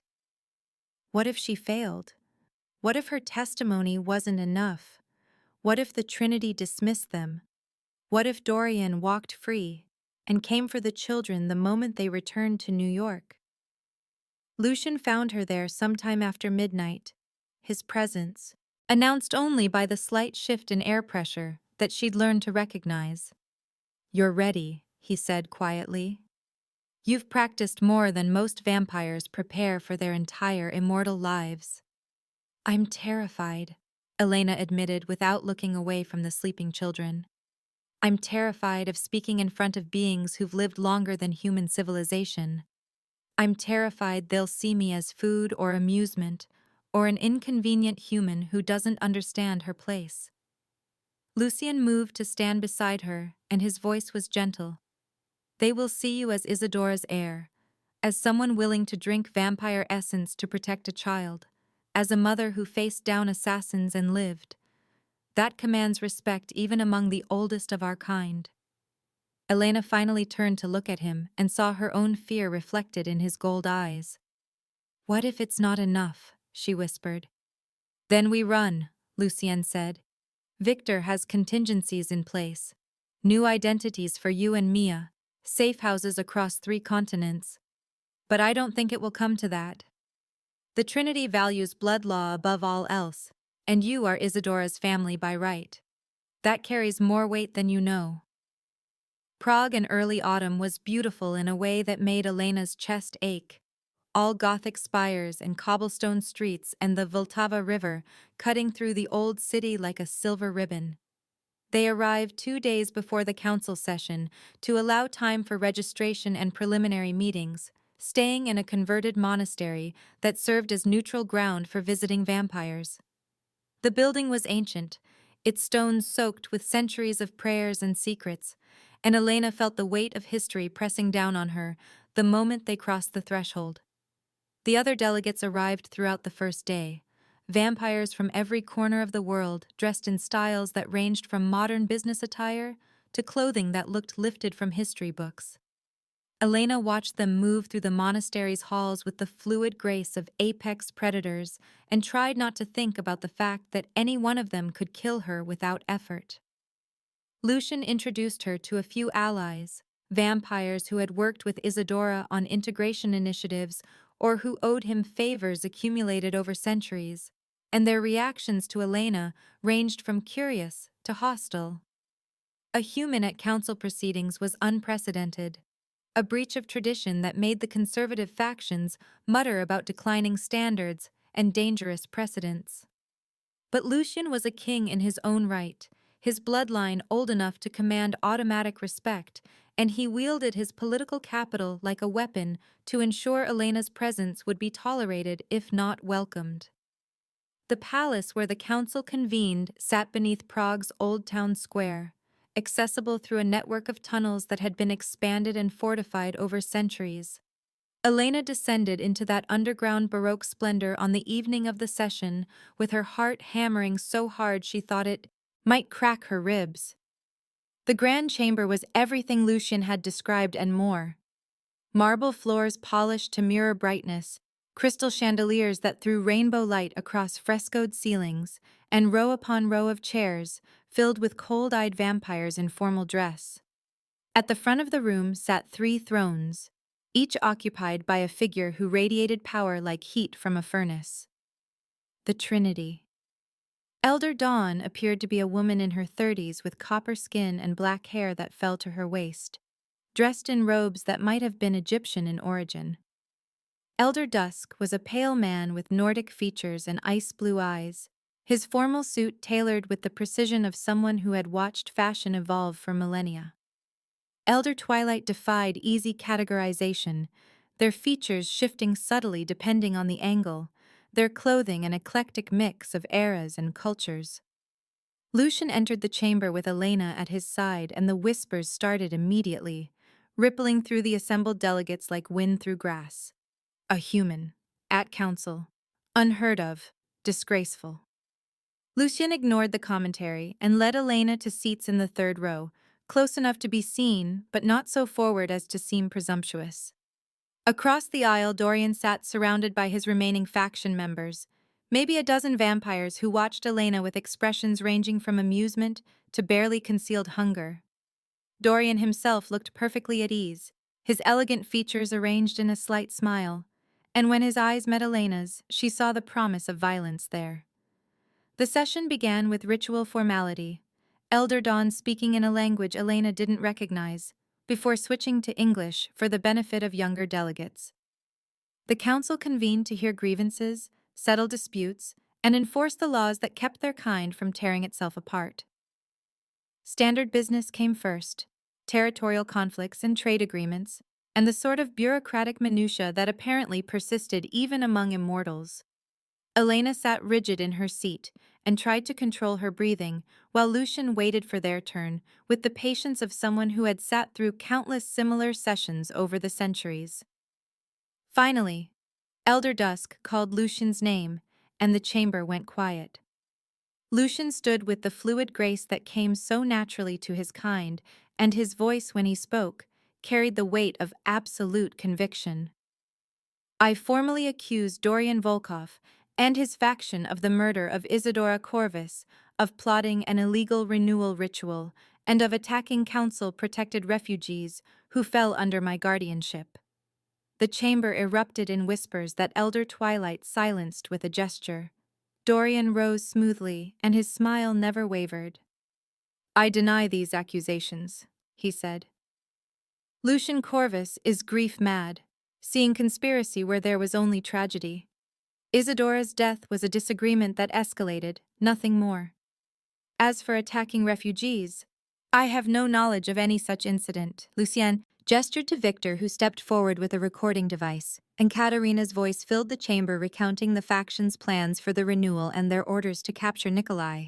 But Dorian's lawyer, a skeletal vampire who introduced himself as Counselor Vasily, immediately objected. This confession was obtained under duress, he said smoothly. Torture invalidates testimony under council law. The recording is inadmissible. The Trinity conferred in that same unknown language while Elena felt hope curdle in her stomach. She watched Elder Dawn's expression shift from interested to skeptical, and knew they were losing ground. Then Elder Twilight spoke directly to her. Why should we believe a human's testimony over a delegate's word? The question hung in the air like a blade, and every vampire in the chamber turned to look at Elena with varying degrees of curiosity and contempt. She stood on legs that shook slightly, and was grateful when Lucien's hand brushed hers in silent support. Because I carry Isidora's bloodline, Elena said, and was relieved to hear her voice come out steady. Because I am her great niece through her sister Amaya, who fled to America in 1945. Because Isidora chose to gift me her essence, to trust me with her magic and her son's protection. She pulled the vial, now half empty, from her jacket pocket and held it up so the silver light caught and threw shadows across the marble floor. This is Isidora's life freely given. She created the lullaby as protection and code, wove her power into melody, and I carry that song in my blood. The chamber was silent now, every delegate leaning forward, and Elena took a breath before beginning to sing. The Euskara words flowed from her throat with a power she'd learned to channel in the weeks since drinking the essence. And as her voice rose, she felt dormant magic activate in her veins. Her eyes flashed silver, her skin seemed to glow faintly with inner light, and the protection layer of the lullaby manifested as a visible shimmer in the air around her. Vampires didn't share power with humans. The concept was anathema to their hierarchical nature, a violation of the separation between predator and prey. But Isidora had done exactly that, had gifted her essence to a blood relative with the trust that it would be used to protect rather than destroy. The Trinity rose as one, their ancient faces showing the first real emotion Elena had seen. Elder Dawn spoke, and her voice carried wonder. Isidora Corvus was descended from the oldest bloodlines. For her to willingly share that power with a human relative suggests she believed the threat was existential. She turned to Dorian with eyes that had gone cold. What were you planning that would drive a pacifist to such extremes? Dorian's composure finally cracked. His smile disappeared, and something ugly showed through the elegant facade. The renewal is our birthright, he said, and his voice carried anger now instead of smoothness. Every 500 years, the oldest bloodlines can ascend beyond our limitations. Isidora refused to participate, as was her duty. She fled with that mongrel half-breed and tried to hide what was rightfully ours. The chamber exploded in noise, delegates shouting questions and accusations, and Elder Dusk's voice cut through the chaos like a whip. The renewal has been forbidden for 800 years. The practice of forced sacrifice nearly destroyed our kind in the medieval period. Any faction attempting to revive it faces immediate dissolution and execution. Dorian must have realized he'd miscalculated because his expression shifted from anger to calculation. He stood straight and invoked words that made Lucien go rigid beside Elena. I claim the ancient right of trial by combat. If Lucian Corvus defeats me, my faction's crimes are proven and we accept punishment. If I win, all charges are dropped, and I claim the half-breed child as spoils of war. The Trinity conferred again while Elena's blood turned to ice in her veins. She looked at Lucian and saw acceptance on his face, the grim knowledge that this had always been coming. Elder Twilight spoke with finality. The challenge is recognized. Combat will commence at sunset tomorrow in the lower arena. First blood or surrender. All delegates are required to witness. The session was adjourned and Elena found herself being ushered out of the chamber by Victor while her mind struggled to process what had just happened. Lucian caught up to them in the hallway and pulled Elena into an empty anteroom, closing the door behind them. You can't, Elena started, but Lucian cut her off with a gentle hand on her cheek. I can and I will, he said. It's the only way to end this permanently. Dorian won't stop until one of us is dead, and better it happens here under council supervision than in some ambush where he might hurt you or the children.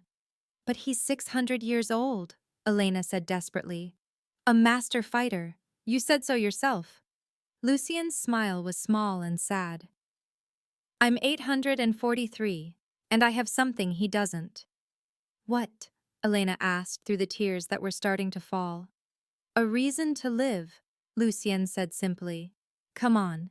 We have until sunset tomorrow, and Victor has arranged a preparation chamber. The preparation chamber turned out to be a small room deep in the palace's underground levels, furnished with nothing but a bench and a weapons rack.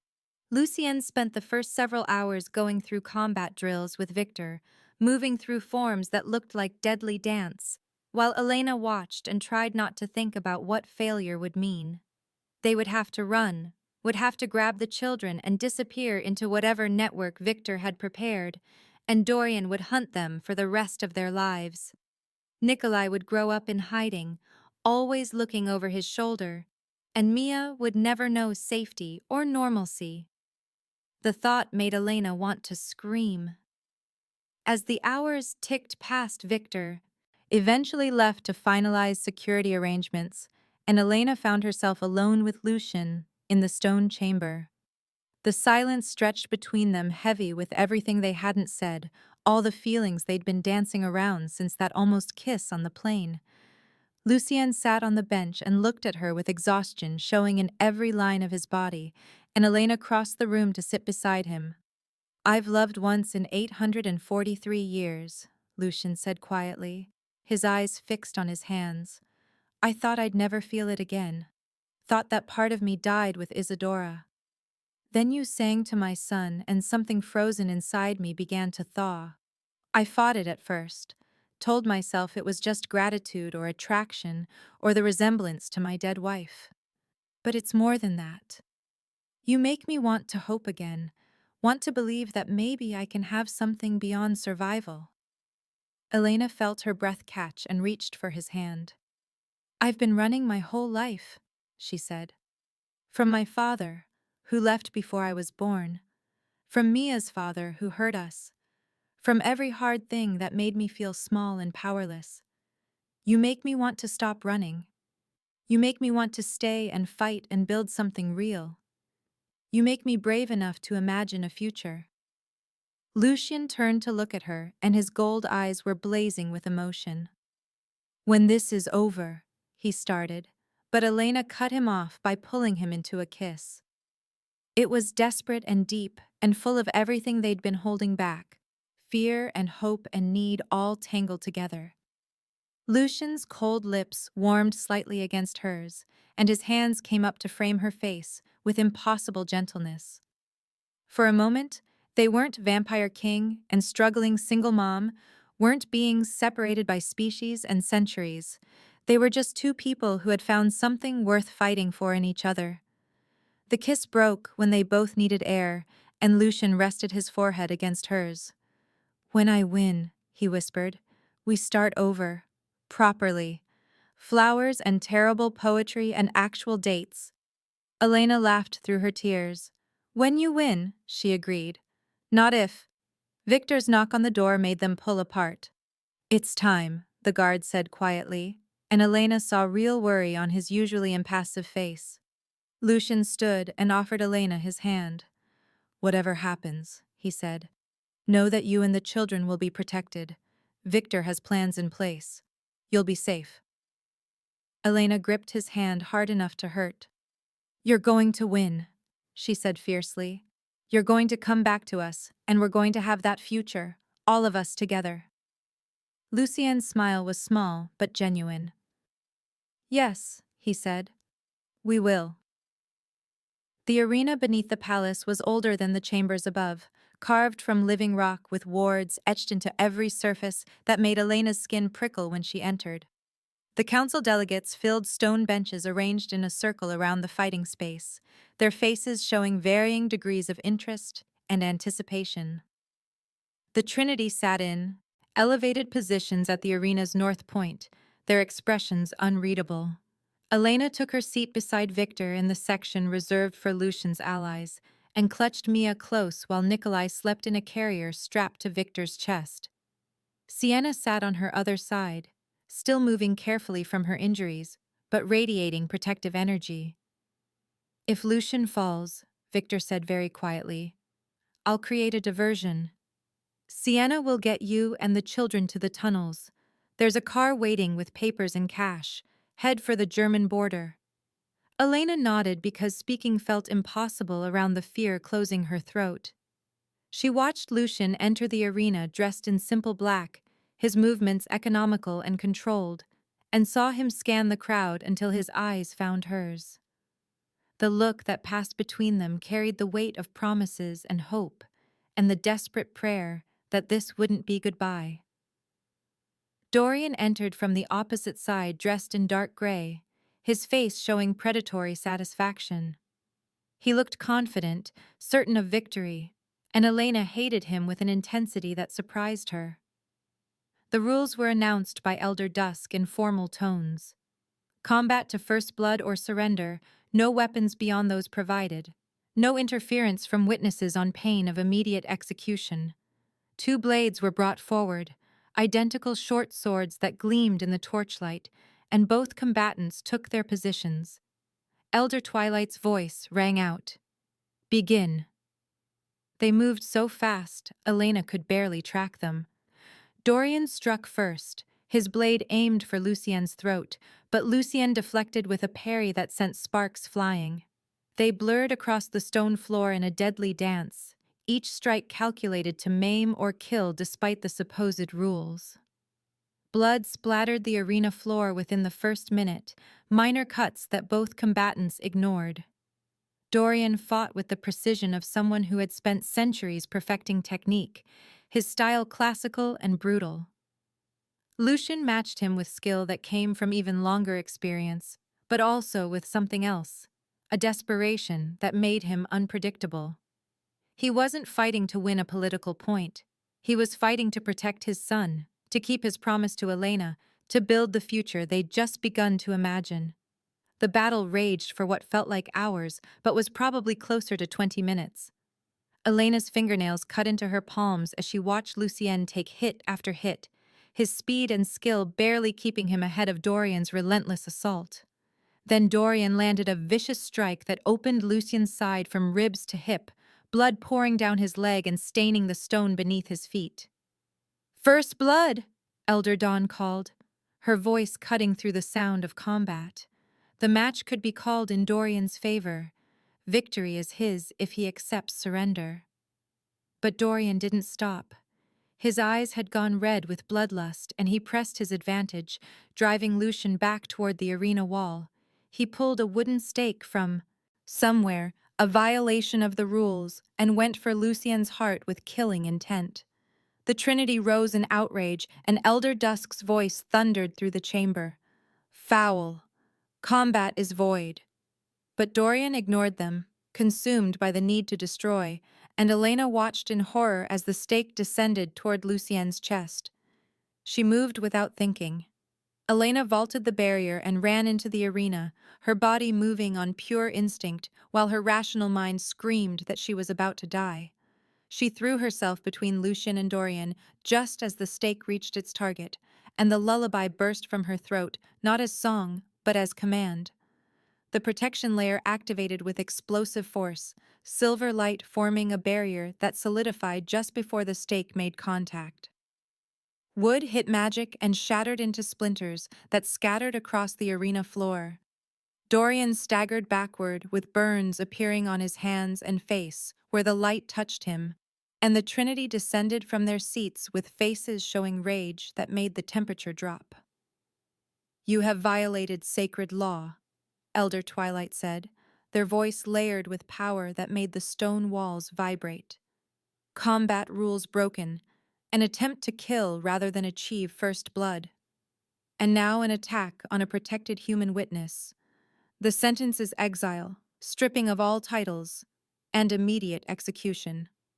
Dorian looked around wildly, as if searching for escape, but the arena was sealed, wards glowing bright as they activated to prevent anyone from leaving.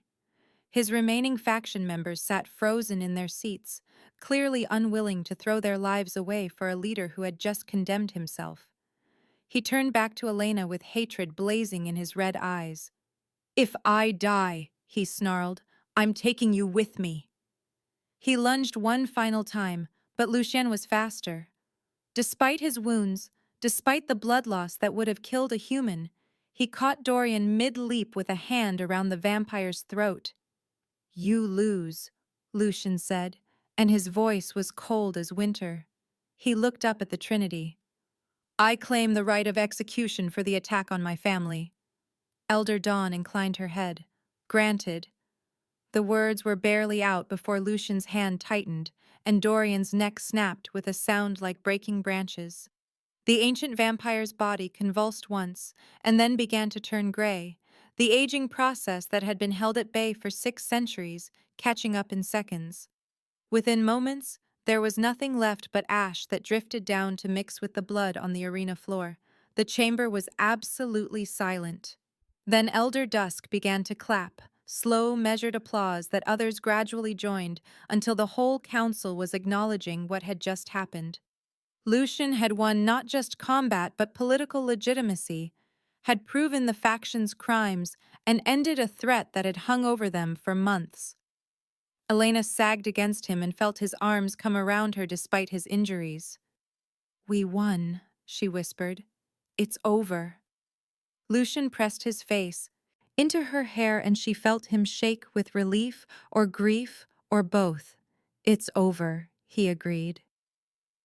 The 3 days that followed passed in a blur of council ceremonies and political maneuvering. Lucien was officially recognized as Elena and Mia's protector, with a blood bond registered in the council records that granted them legal status in vampire society.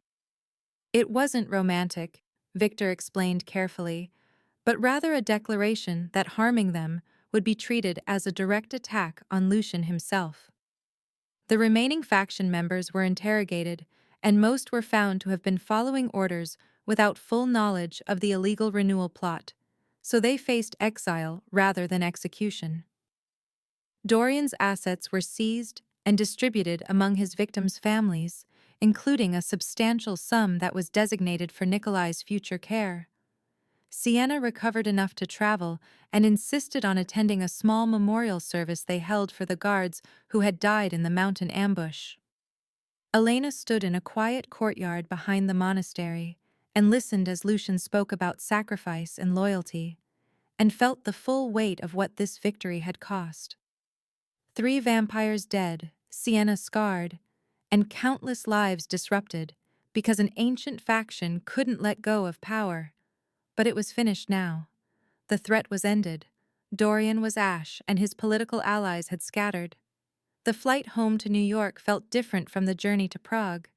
The tension that had saturated every moment for weeks was finally gone, replaced by exhaustion and cautious hope. Nikolai slept peacefully in his carrier, Mia chattered happily to Sienna about the castle they'd seen in Prague, and Elena watched Lucien hold his son with an expression that was almost peaceful. He caught her looking and smiled, a real smile that transformed his whole face. "What?" he asked quietly. "Just thinking about the future," Elena said. "About what comes next." Lucien reached across the aisle to take her hand.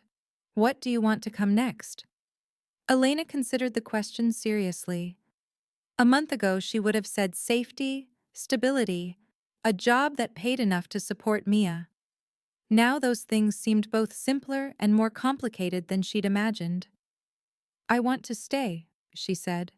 "Not as an employee, or someone you're protecting out of obligation. As something else. Something real."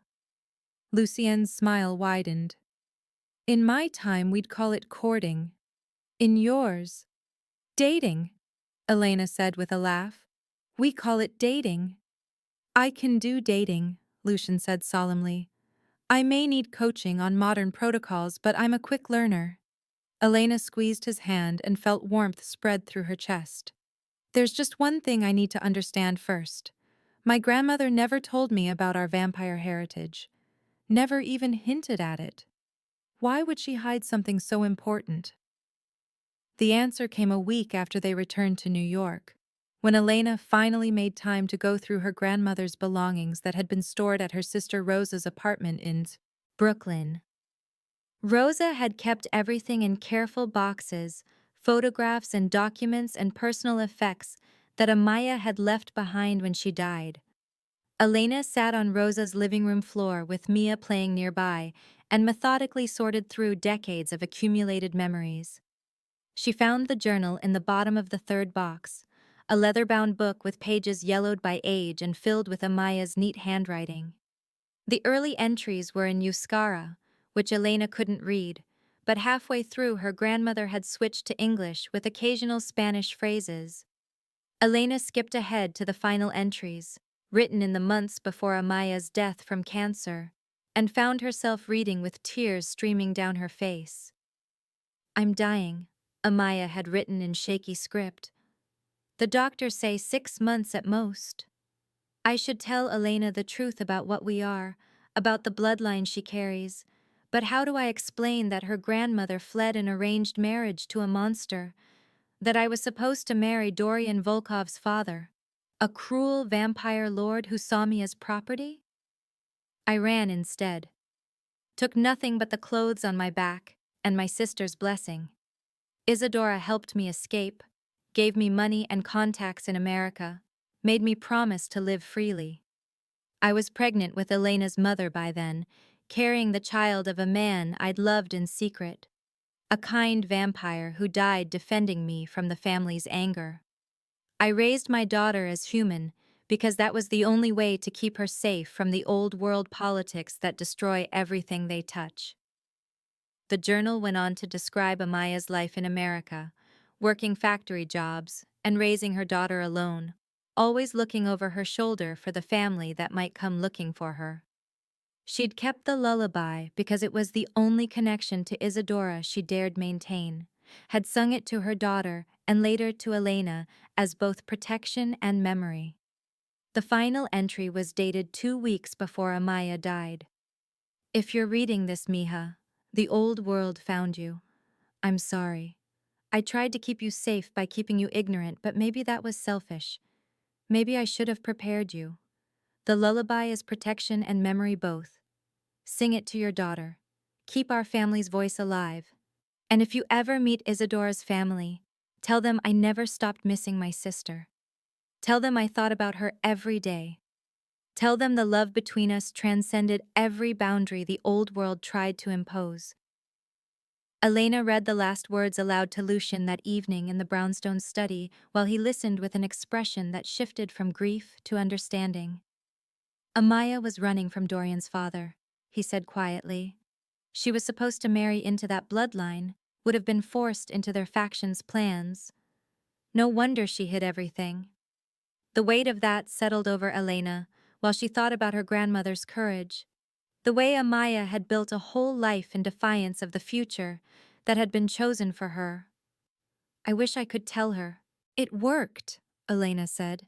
That her great-granddaughter is safe, that the faction is destroyed, and we don't have to run anymore. You can tell her, Lucien said gently. I believe the dead hear us when we speak their names with love. They sat together in comfortable silence while the city noise filtered through the windows, and somewhere upstairs, Mia laughed at something Sienna said. Promise me something, Elena said after a while. Lucien looked at her with those gold eyes that had become so familiar. Anything. Help me learn about this heritage properly. Teach me to control whatever abilities the essence activated. Let me understand what it means to carry vampire blood so I can explain it to Mia when she's old enough. And be patient while we figure out what this is between us. Lucien pulled her close and pressed a kiss to her temple. I've waited 843 years. I can be patient. They stayed like that until Victor knocked to announce dinner was ready, and Elena followed Lucien upstairs feeling lighter than she had in months. The threat was over, the family was safe, and for the first time in her life, she wasn't running from the past but building toward a future. 1 month later, Elena woke to autumn sunlight streaming through the bedroom windows of her suite in the brownstone, and reached automatically for Mia before remembering her daughter had spent the night in Sienna's room for a promised sleepover. The quiet felt strange and luxurious, no immediate demands on her time, and Elena lay in bed thinking about how much had changed in the weeks since Prague. She'd officially moved into the brownstone with Lucien's encouragement, her belongings no longer in temporary suitcases but arranged in drawers and closets. Mia had started at the supernatural-friendly preschool and was thriving, making friends with the children of other mixed-species families. Nikolai was growing fast and had started babbling sounds that weren't quite words but carried obvious intent. And Elena herself had begun studying with Dr. Tanaka, learning about her dormant vampire abilities and the magical theory that underpinned the lullaby's power. The heritage she'd never known existed was becoming a source of fascination rather than fear. Her relationship with Lucien was developing slowly and carefully, both of them aware of the baggage they carried and determined not to rush into something that might collapse under the weight of their pasts. They had actual dates now, evenings when Victor would watch the children while Lucien took Elena to museums or concerts or quiet restaurants where they talked for hours about everything and nothing. He was teaching her about vampire history and culture, answering her endless questions with patience that suggested he found her curiosity charming rather than annoying. She was teaching him about modern life, introducing him to technology and slang, and the small rituals of contemporary existence that had evolved in the decades since he'd last paid attention. They hadn't been intimate beyond kissing, but the tension between them was building towards something inevitable, and Elena found herself both terrified and eager to see where this would lead. That evening, she sang to both children in the nursery they now shared. Nikolai and Mia side by side in their cribs, holding hands the way they did every night. The lullaby flowed from her throat with practiced ease, the protection layer humming just beneath the surface, ready to activate if needed, but content to simply comfort. Elena sang all 3 verses, the ones her grandmother had taught her and the additional ones she'd learned from Isadora's letter. And when she finished, both children were asleep with peaceful expressions. She stood and turned to find Lucien in the doorway, with Mia somehow balanced on his shoulder, despite being deeply asleep. The image made Elena's heart clench with tenderness. He'd gotten so good with her daughter, patient with Mia's endless questions, and gentle with her occasional tantrums, and the little girl had taken to calling him Lucy, with the kind of affection that made ancient vampires wince but made Lucien melt. They worked together to transfer Mia to her crib, without waking her, and then stood looking down at the 2 children who had brought them together. Family, Elena thought. This is what family looks like. Not the traditional nuclear unit she'd imagined as a young woman, but something stranger and more resilient. A vampire king and a single mother and two children who would grow up knowing they were loved fiercely and protected absolutely. Lucian's hand found hers in the darkness, and they stood like that for a long moment before leaving the nursery together. In the hallway, he pulled her close and kissed her with a tenderness that made her toes curl. "I love you," he said quietly, the first time he'd spoken the words since that moment before the combat trial. "I love our strange, beautiful family, and the future we're building together." Elena felt tears prick her eyes and smiled through them. "I love you too," she said. "All of you. The broken parts, and the ancient parts, and the parts that are learning to hope again. There'll always be complications," she added.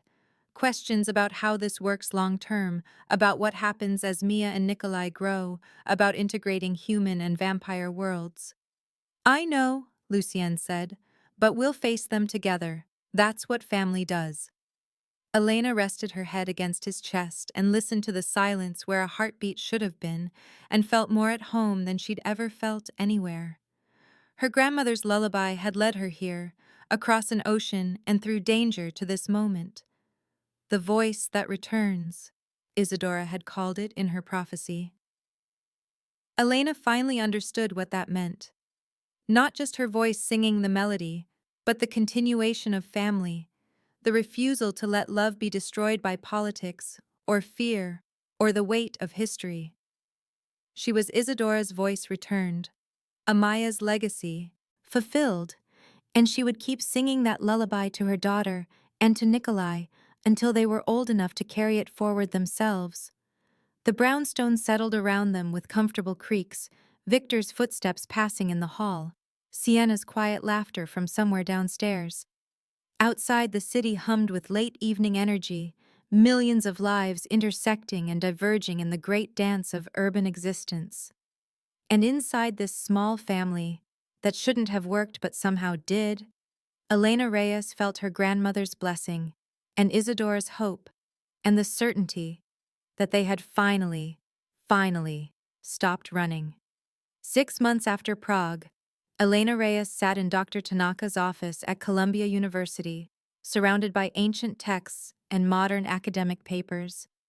Her notebook filled with observations about the linguistic structures underlying magical incantations.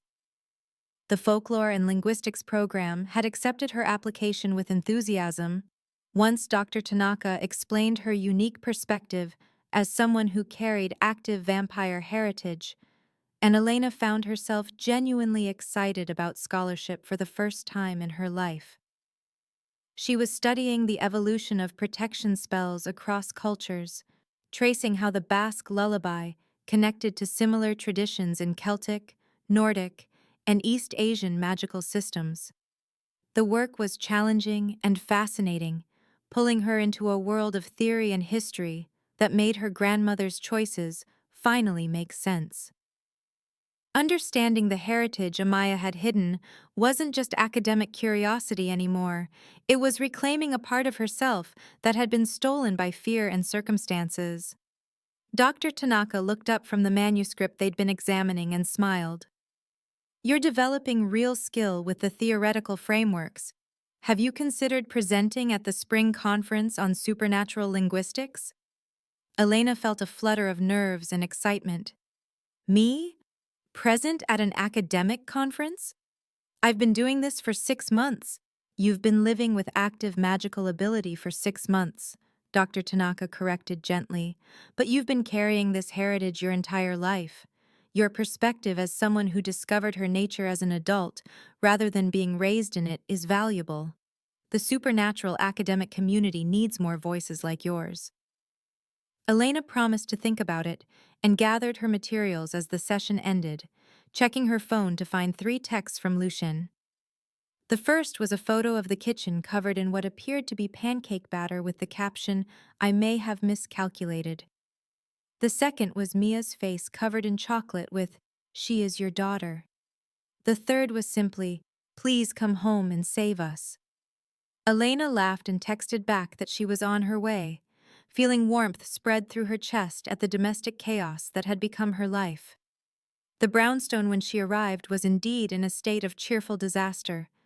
Lucien stood in the kitchen wearing an apron that said, "Kiss the cook," which Sienna had given him as a joke, his expensive shirt splattered with batter and his expression caught between frustration and amusement. Mia sat in her booster seat, painting the table with syrup, while Nikolai banged a spoon against his high chair tray with the focused intensity of a tiny drummer. The whole scene was so normal and ridiculous that Elena had to stop in the doorway and just take it in. "I tried to make pancakes," Lucien said by way of greeting. The recipe seemed simple enough. 4 ingredients. How complicated could it be? Apparently very. Given the evidence, Elena said, and crossed to kiss him despite the batter in his hair. "When was the last time you actually cooked anything?" Lucien considered this seriously. 1793? "I roasted a pheasant for a visiting dignitary. It went poorly." "Well," Elena said and surveyed the damage, "let's start with cleaning up and then I'll show you the secret to pancakes." "Which is?" "Not overthinking it," Elena said. "You're treating it like alchemy when it's really just chemistry."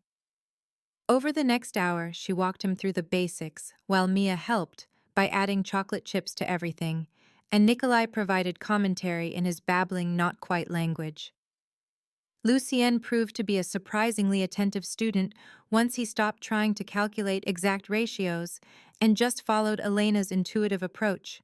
And by the time Victor appeared to check on the noise, they had produced a stack of mostly edible pancakes. The guard took in the scene with his usual impassive expression, but Elena caught the slight quirk of his lips that meant he was amused. "I see the domestic experiment continues," Victor said. Lucien pointed a batter-covered spatula at him. "Don't start. I'm learning valuable modern skills." "You're making a mess," Victor corrected, but his tone was fond. "Breakfast is ready in the dining room when you're finished playing house." They ate together at the big kitchen table instead. Elena and Lucien and both children, with Sienna joining them after her morning workout, and Victor eventually relenting enough to accept coffee. It felt like family in a way that still surprised Elena sometimes. This collection of people who shouldn't have worked together but somehow did. Mia chattered about preschool and her new friend Marcus, who could make flowers grow just by touching them, while Nikolai focused on getting more food in his mouth than on his face with variable success. Lucien listened to Mia's stories with complete attention and helped Nikolai with his spoon. And Elena watched them together and felt her heart expand with a love that was almost painful in its intensity. The courtship, as Lucien insisted on calling it, despite Elena's teasing about his old-fashioned terminology, had developed into something both wonderful and slightly surreal. He approached dating with the same focused intensity he brought to everything else, planning elaborate outings that balanced his centuries of experience with genuine attempts to understand modern romance. Their first official date had been to the Museum of Modern Art after hours, Lucien having called in favors to arrange a private tour. He'd walked her through the galleries, sharing observations about art movements he'd witnessed firsthand, and Elena had been charmed by his enthusiasm even when his commentary veered into "I knew Picasso, terrible card player" territory. Subsequent dates included a jazz concert, where Lucien explained the evolution of the genre with the authority of someone who'd been there for most of it, a midnight picnic in Central Park with Victor, and a security detail maintaining discreet distance, and a cooking class that had ended with them both covered in flour and laughing too hard to care.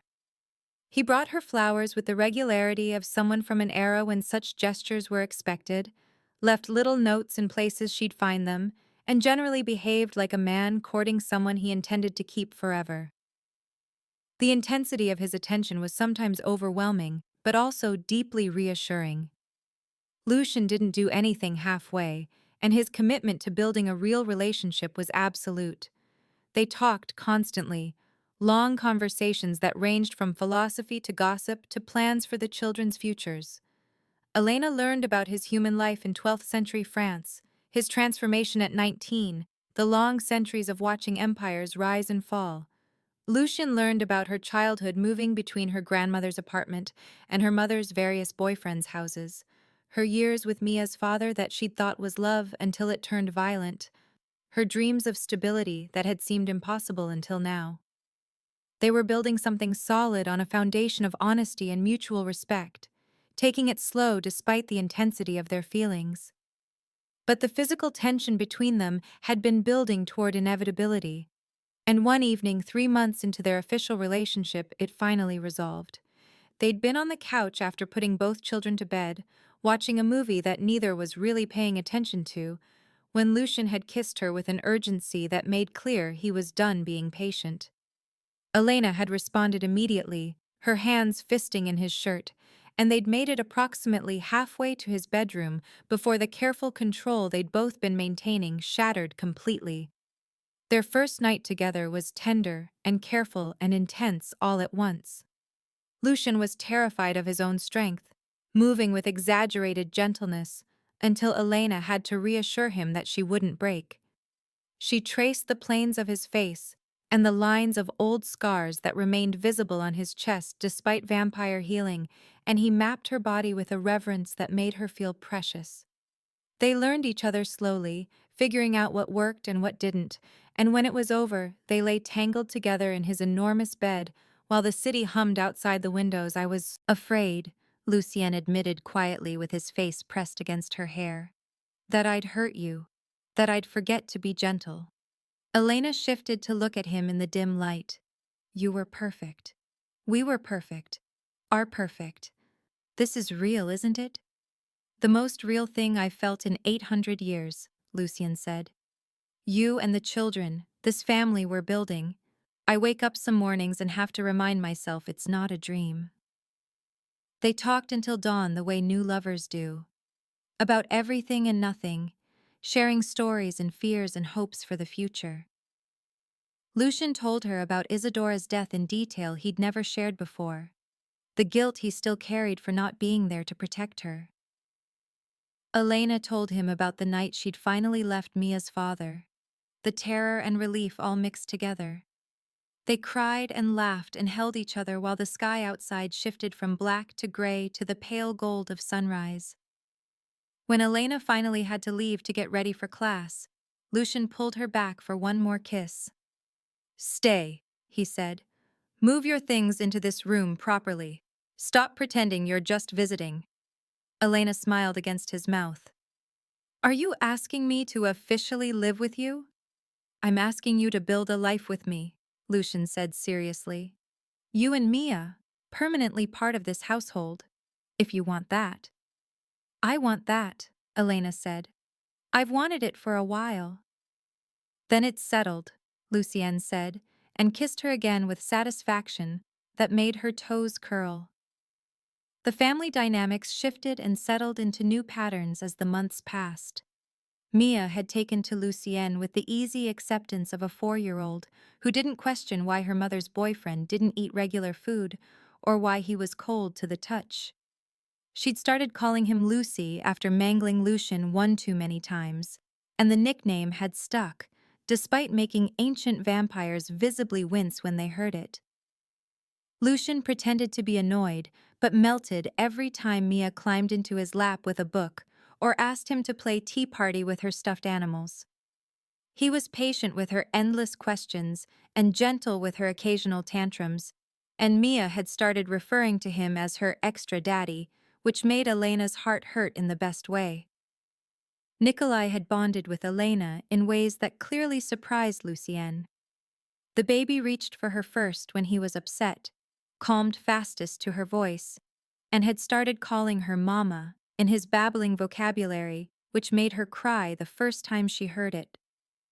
She wasn't trying to replace Isadora and worried sometimes about overstepping, but Lucien reassured her constantly that Isadora would have wanted Nikolai to have as much love as possible. "You're not replacing her," he said. "You're honoring her by caring for her son. There's a difference." The two children were growing up as siblings despite their different origins, Mia fiercely protective of her baby, and Nikolai following her around with adoring eyes. They shared a room now by choice, their cribs side by side, and refused to sleep unless they could hold hands through the bars. Elena and Lucien would often stand in the doorway watching them sleep and marvel at the strange, perfect family they'd accidentally created. One evening in early spring, Victor appeared during dinner with a formal envelope bearing the Trinity's seal. Lucien opened it and read silently, while Elena watched his expression shift from surprise to consideration. "What is it?" she asked when he set the letter down. "The Trinity wants me to take a council seat," Lucien said. "They're restructuring to include more progressive voices, vampires who support human integration and modernization. They want me to represent that faction." "That's incredible," Elena said immediately. "You could actually change things, make policy that protects families like ours. But it would mean attending sessions in Prague 4 times a year," Lucien said. "Being more involved in vampire politics, taking on responsibilities that might put us at risk." Elena reached across the table to take his hand. "We're already at risk just by existing the way we do. At least this way you could work to make it safer for others." Lucien studied her face for a long moment. "I'll accept on one condition. The Trinity allows you to attend sessions with me as my official consort, not hidden or protected, but acknowledged. A human with standing in council proceedings." Elena felt her breath catch. "That's unprecedented." "Exactly," Lucien said. "If we're going to push for change, we need to embody it. Show them that human-vampire partnerships can work, that integration isn't just theory, but practice. What do you think?" "I think I'm terrified," Elena admitted, "but I also think it's important. So yes, let's do it." Lucien wrote his acceptance that evening and sent it by vampire courier, and 2 weeks later, they received confirmation that the Trinity had agreed to his terms with the stipulation that Elena would need to undergo formal training in council protocols. Dr. Tanaka volunteered to help with that, clearly delighted to have another excuse to drag Elena deeper into supernatural politics and scholarship. The future was taking shape in ways Elena never could have imagined 6 months ago, expanding from simple survival to actual influence and purpose. One evening, a few weeks after accepting the council position, Lucien asked Elena to help him put the children to bed. It wasn't unusual, they shared the nighttime routine, but something in his manner suggested this wasn't just about tucking in toddlers. They went through the familiar ritual together: Mia's bath and pajamas and 3 stories, Nikolai's bottle and lullaby and gentle rocking. Both children settled quickly, worn out from a day of play, and soon they were holding hands between their cribs while their breathing evened into sleep. Elena turned to leave, but Lucien caught her hand. "Stay," he said quietly. "There's something I want to say." Elena's heart started beating faster because his tone was serious, but his eyes were warm. She let him pull her close while they stood looking down at the sleeping children. "I know this is fast by human standards," Lucien began. "We've been together officially for 4 months, known each other for less than a year. But I'm 843 years old, and I've never been more certain of anything." He pulled a small box from his pocket, and Elena felt tears start immediately. "I loved Isadora with everything I had. I thought that kind of love was once in a lifetime, that I'd spend eternity remembering what I'd lost. Then you walked into my life singing her lullaby to my son, and somehow the frozen parts of me started warming again. You gave me hope and joy and a future worth building. You love my son like he's yours, and you've welcomed me into Mia's life with such grace.